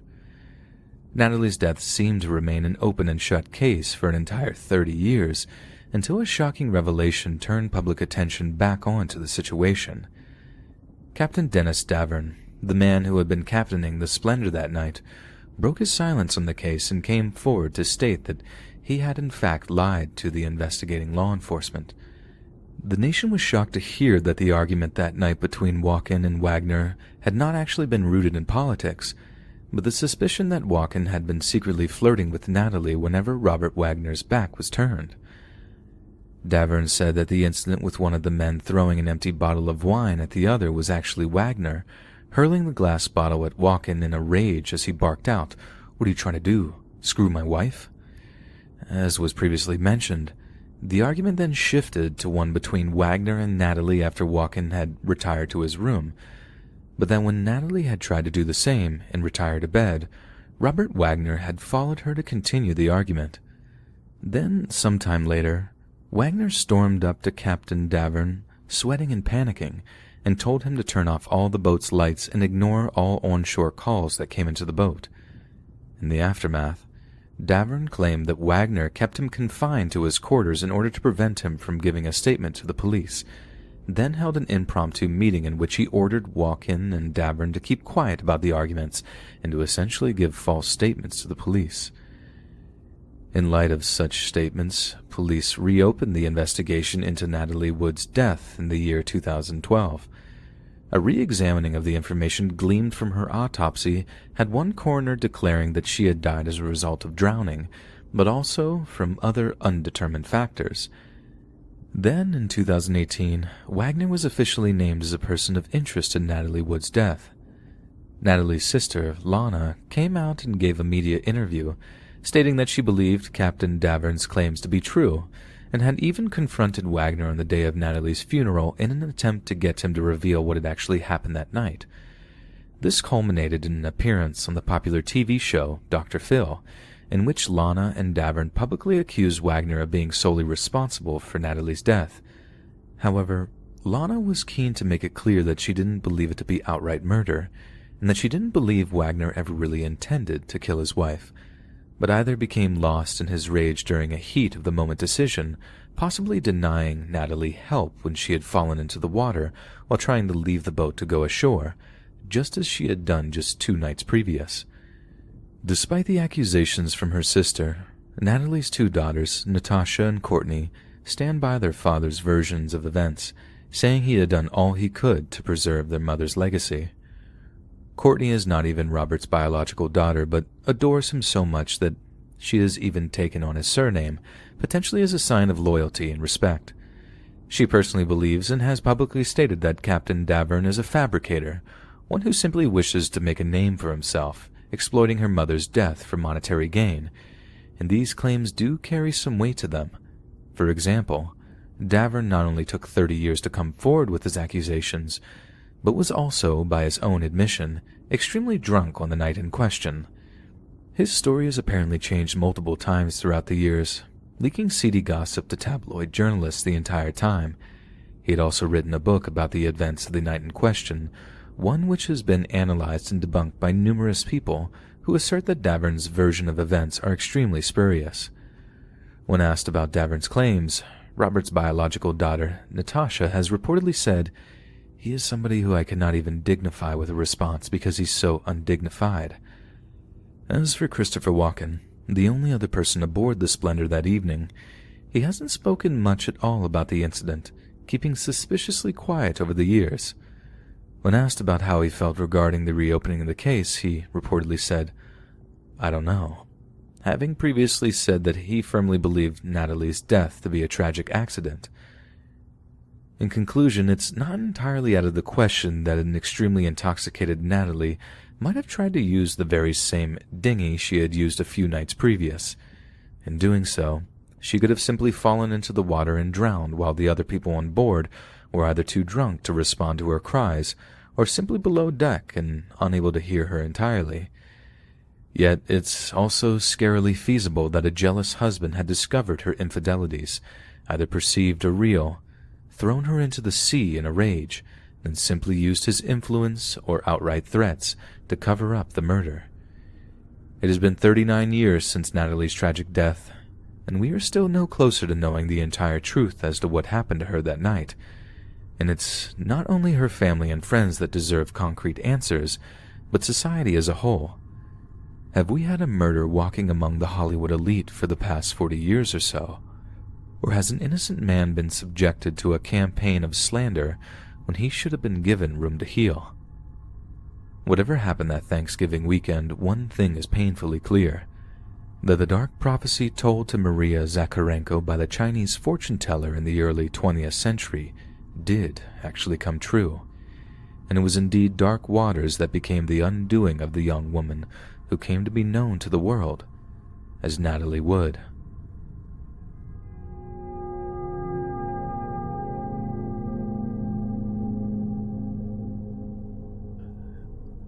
On the morning after Thanksgiving of 2003, the snow-covered winter wonderland that was the Horn Creek Conference Center in West Cliff, Colorado, made for a peaceful and serene setting. But that peace was to be shattered when the naked corpse of a young woman was found lying frozen in the snow, just outside one of the guest cabins. The young woman's name was Natalie Drissel. Natalie was 20 years old when she was found dead, having grown up in her native Missouri, then moving to the state of Florida to attend college. During the summer of 2003, Natalie had taken a job working at the Horn Creek Conference Center during a Christian summer camp event that was held there.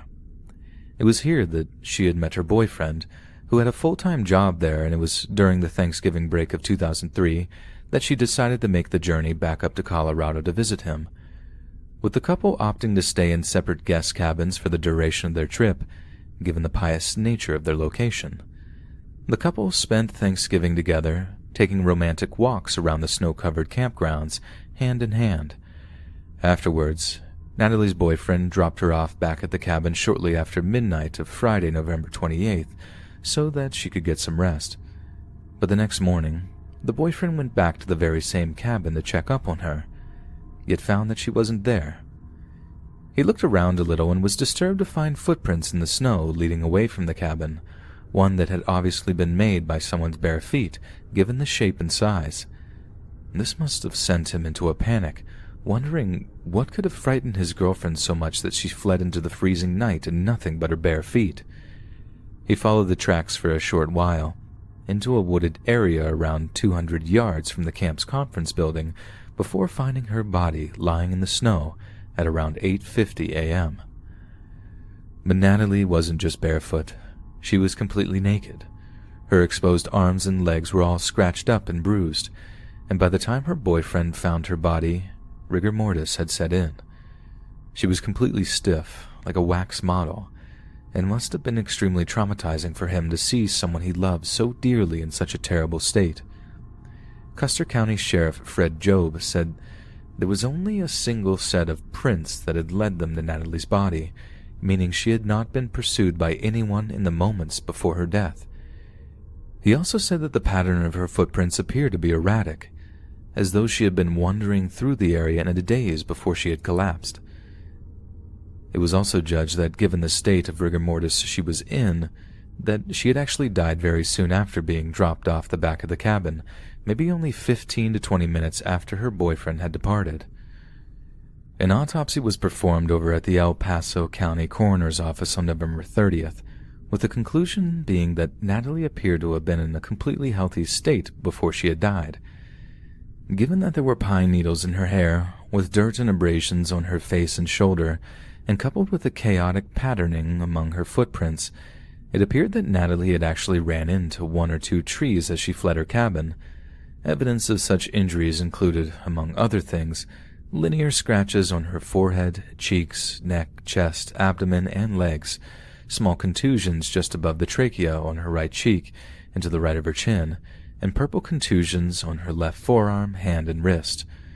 Other than evidence of injuries which the coroner believed were consistent with running through trees and brush, she had no visible external injuries.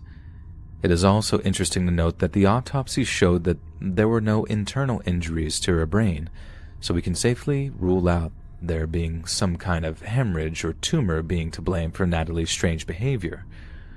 While the autopsy did not determine the cause of death, Sheriff Job said, "They've ruled out anything criminal. It's just really, really weird, but we're still hoping to find out something more conclusive." Lee Roybal, officer in charge of the Colorado Bureau of Investigation, also commented on the unusual nature of Natalie's death, saying, "It's the strangest thing you've ever seen."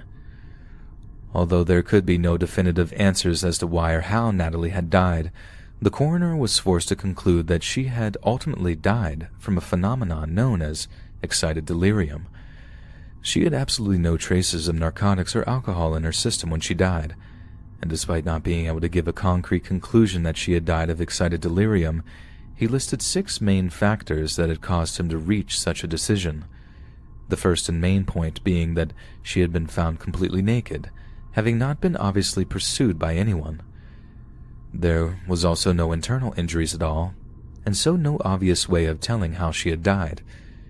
There was also the complete lack of narcotics in her system, so there was no way a drug could be to blame for the erratic state she was in that evening. There was also the possibility that, given she was a recent arrival to a relatively high altitude from sea-level Florida, that a lack of oxygen in her brain could be to blame for the delirium. On top of that, there was an elevated amount of glucose in her urine, so it seems to be possible that a hyperglycemic state could be to blame for her behavior. As has been stated, there could be no concrete conclusions as to how Natalie had died, but there was much rumor and speculation in the days that followed. For example, there was a great deal of attention paid to her boyfriend, given that he was a natural suspect, having been the last person to see Natalie alive as well as the person who found her corpse first. Yet Natalie's family did not and still do not believe that her boyfriend had anything to do with her untimely death. There was also a great amount of conjecture regarding a supposed eating disorder that Natalie had been dealing with, and that the cardiac arrest she suffered was a direct result of malnutrition.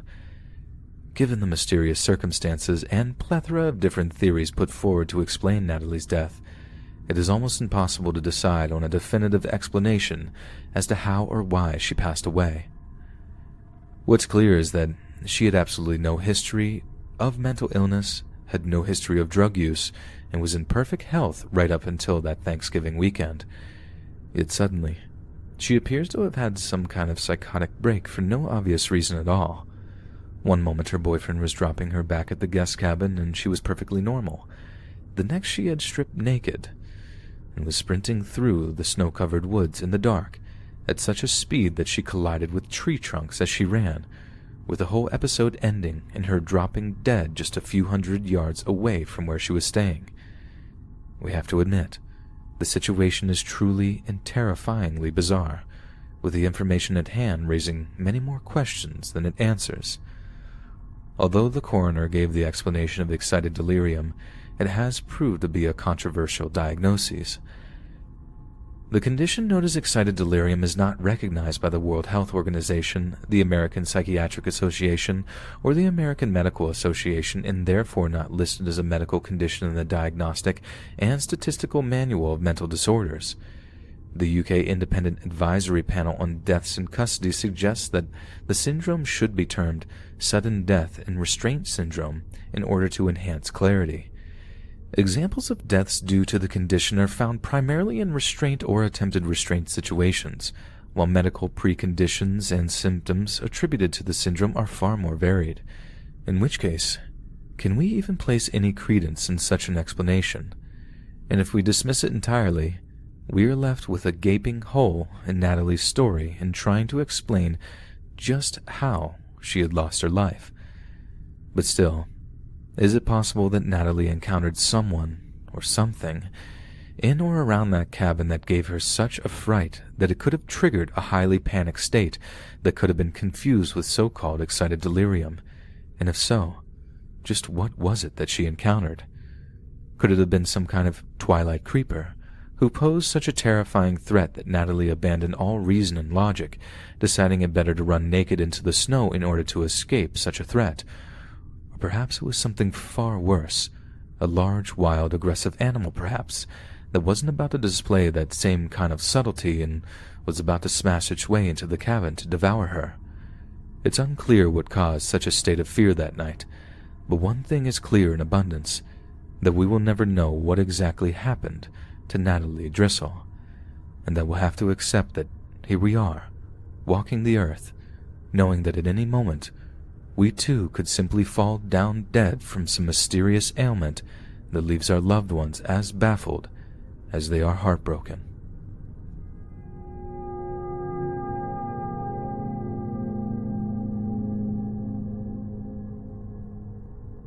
As hard as it might be to believe, there was a time when Penn State University campus wasn't such a vast, gigantic, interlocking entity. Back in the 1960s, the school was the heart of a small, idyllic, but isolated college town, nuzzled in the bosom of the rolling hills of central Pennsylvania that was given the nickname Happy Valley. At one time, the town's population was even smaller than its current student body, which, for some contemporary students, might be hard to imagine. It was this version of Penn State that Betsy Aardsma was enrolled at back in 1969. She was a 22-year-old grad student, having previously studied English in her home state at the University of Michigan. She was a bright, studious, and popular young woman who had an intensely close romantic relationship with a medical student named David Wright, who was reportedly planning to give her a ring later in the year. In the morning of November 28th, the day after the National Thanksgiving celebrations, Betsy put on a cute red dress and got to work working on a paper for one of her English classes. She spent almost the entire day working on the paper, only briefly taking a break for lunch before she headed over to the Petit Library in the mid-afternoon, a huge, architecturally beautiful structure with a columned entrance overlooking a mall. She worked hard until the late afternoon, until the evening sun was sinking fast towards the western horizon, and was determined to work late into the evening to get the paper finished. Betsy was one of the few students who hadn't gone home for Thanksgiving, and although we're not entirely sure why that is, it's clear that she was almost entirely alone on campus for the duration of the weekend. The rest of the campus was deathly quiet for the holidays, and naturally, the library was even more so. Then, at around 4:30 that afternoon, Betsy ventured into what was affectionately known by the students as the Stacks, and found herself alone in an old and secluded aisle of books. All we know next is that she was found collapsed by another visitor to the library, who told a desk clerk that there was a girl in need of medical assistance before they hastily left the library. The desk clerk ran to Betsy's aid, where she was found lying face down on the library floor surrounded by fallen books. They tried to wake her up, but she was totally unresponsive. It was then that the clerk rushed to call 911 to bring in the EMTs. First responders arrived on the scene pretty quickly despite the large amount of road traffic on Thanksgiving weekend, and Betsy was put on a gurney and transported to the nearby Rittenauer Health Center by 5:19 p.m., less than an hour after she had collapsed. The paramedics first thought that Betsy may have suffered from some kind of seizure or other medical ailment. There was nothing obviously wrong with her, but her blood pressure was dropping rapidly and she was completely without a pulse. It was only when she arrived and was examined at the hospital that the doctors noticed the single stab wound to her chest. There was a single knife wound that cut through Betsy's left breast, one that had tragically pierced the left ventricle of her heart. Given the positioning of the stab wound, there was not a great deal of blood that escaped the wound. Most of it leaked into her chest cavity. What little that did was camouflaged by the matching color of Betsy's red dress, hence why the paramedics had been so confused as to what was actually wrong with her and had dithered over what course of treatment they should opt for. But it seems like it wouldn't have mattered if they would have been able to decide, as it was believed that Betsy had passed away just a minute after being set upon by her mystery attacker. Whoever had stabbed her either had been someone that had known her or someone who had actually managed to sneak up completely unaware on her, since aside from the handful of books that had been knocked from the shelves in the attack, there was absolutely no signs of any kind of struggle. There were no other scratches or wounds on Betsy's body, no bruises from where she might have fought back, and no reports of noises or screams coming from where she was attacked. The only thing anyone in the library knew of the attack was when some mystery man warned the desk clerk that a woman needed medical assistance. There were also no signs of any kind of illicit or indecent motives to the crime either. Betsy's clothes remained intact, and there was no evidence that she had been violated either before or after she died. It appeared as if her attacker had simply calmly walked up to her, stabbed her with utter precision and callousness, and then fled the scene before any kind of alarm could be raised. The stab also damaged one of her lungs, causing it to fill with blood, which meant that Betsy would have been unable to scream. It seems that the killer must have known precisely where to stab to prevent her from screaming, but the argument has been made that one can't really stab someone with that kind of accuracy and certainty to achieve this. Like any other small-town murder, the killing caused a shockwave of grief throughout the small town that Penn State is nestled in. The general public demanded the police bring down swift justice, but despite their efforts, there would be no murder weapon recovered, and the only serious clue they had were the reports of a man leaving the library after warning the desk clerk that something was wrong. However, this man was never identified, and there were no indications from Betsy's personal life that it could have been anyone close to her. The police interviewed thousands of town's residents, but gleaned absolutely nothing in the way of serious clues. To them, it could have just as easily been some grand conspiracy by those close to her as it was the work of some crazed, spontaneous murderer. But despite the lack of evidence of leads, there are some interesting points to consider regarding her murder. Firstly, Betsy happened to leave Michigan for Pennsylvania right around the time of the so-called co-ed killer, and the clear and present danger was actually a motivation for her doing so. It's also apparent that, much like the Sandusky case that haunted the university, the police handled the case very badly, and actually opted to try to protect the university's image and prestige over actually trying to find out who murdered her. Betsy's murder also occurred around the same time that anti-Vietnam War protests were rife around university campuses all over the United States, and the anti-authoritarian sentiment that came with it meant that the student body became very uncooperative with the investigating police, which essentially hampered any kind of effective investigation. In terms of suspects, amateur sleuths in the years to come would come up with the same suspect time and time again, a young male student by the name of Richard Hafner. It turns out he was staying over at one of his professor's houses on the night of the murder, and was reported to have a reputation for being something of a volatile person, and one who carried a large knife around with him for so-called self-defense. The professor in question kept this fact very quiet until many years later, when Richard Hafner directly threatened him with violence when asked about the incident. It's not entirely clear why Richard wasn't ever arrested as a suspect, although it's crucial to keep in mind that the man leaving the library in the immediate aftermath, the one who the police believed to be directly responsible, was never identified as Richard Hafner. Despite a lot of things pointing to Richard being the killer, The most obvious being his aggressively violent personality and previous episodes. There is still plenty of reasons to speculate on the possibility of another murderer.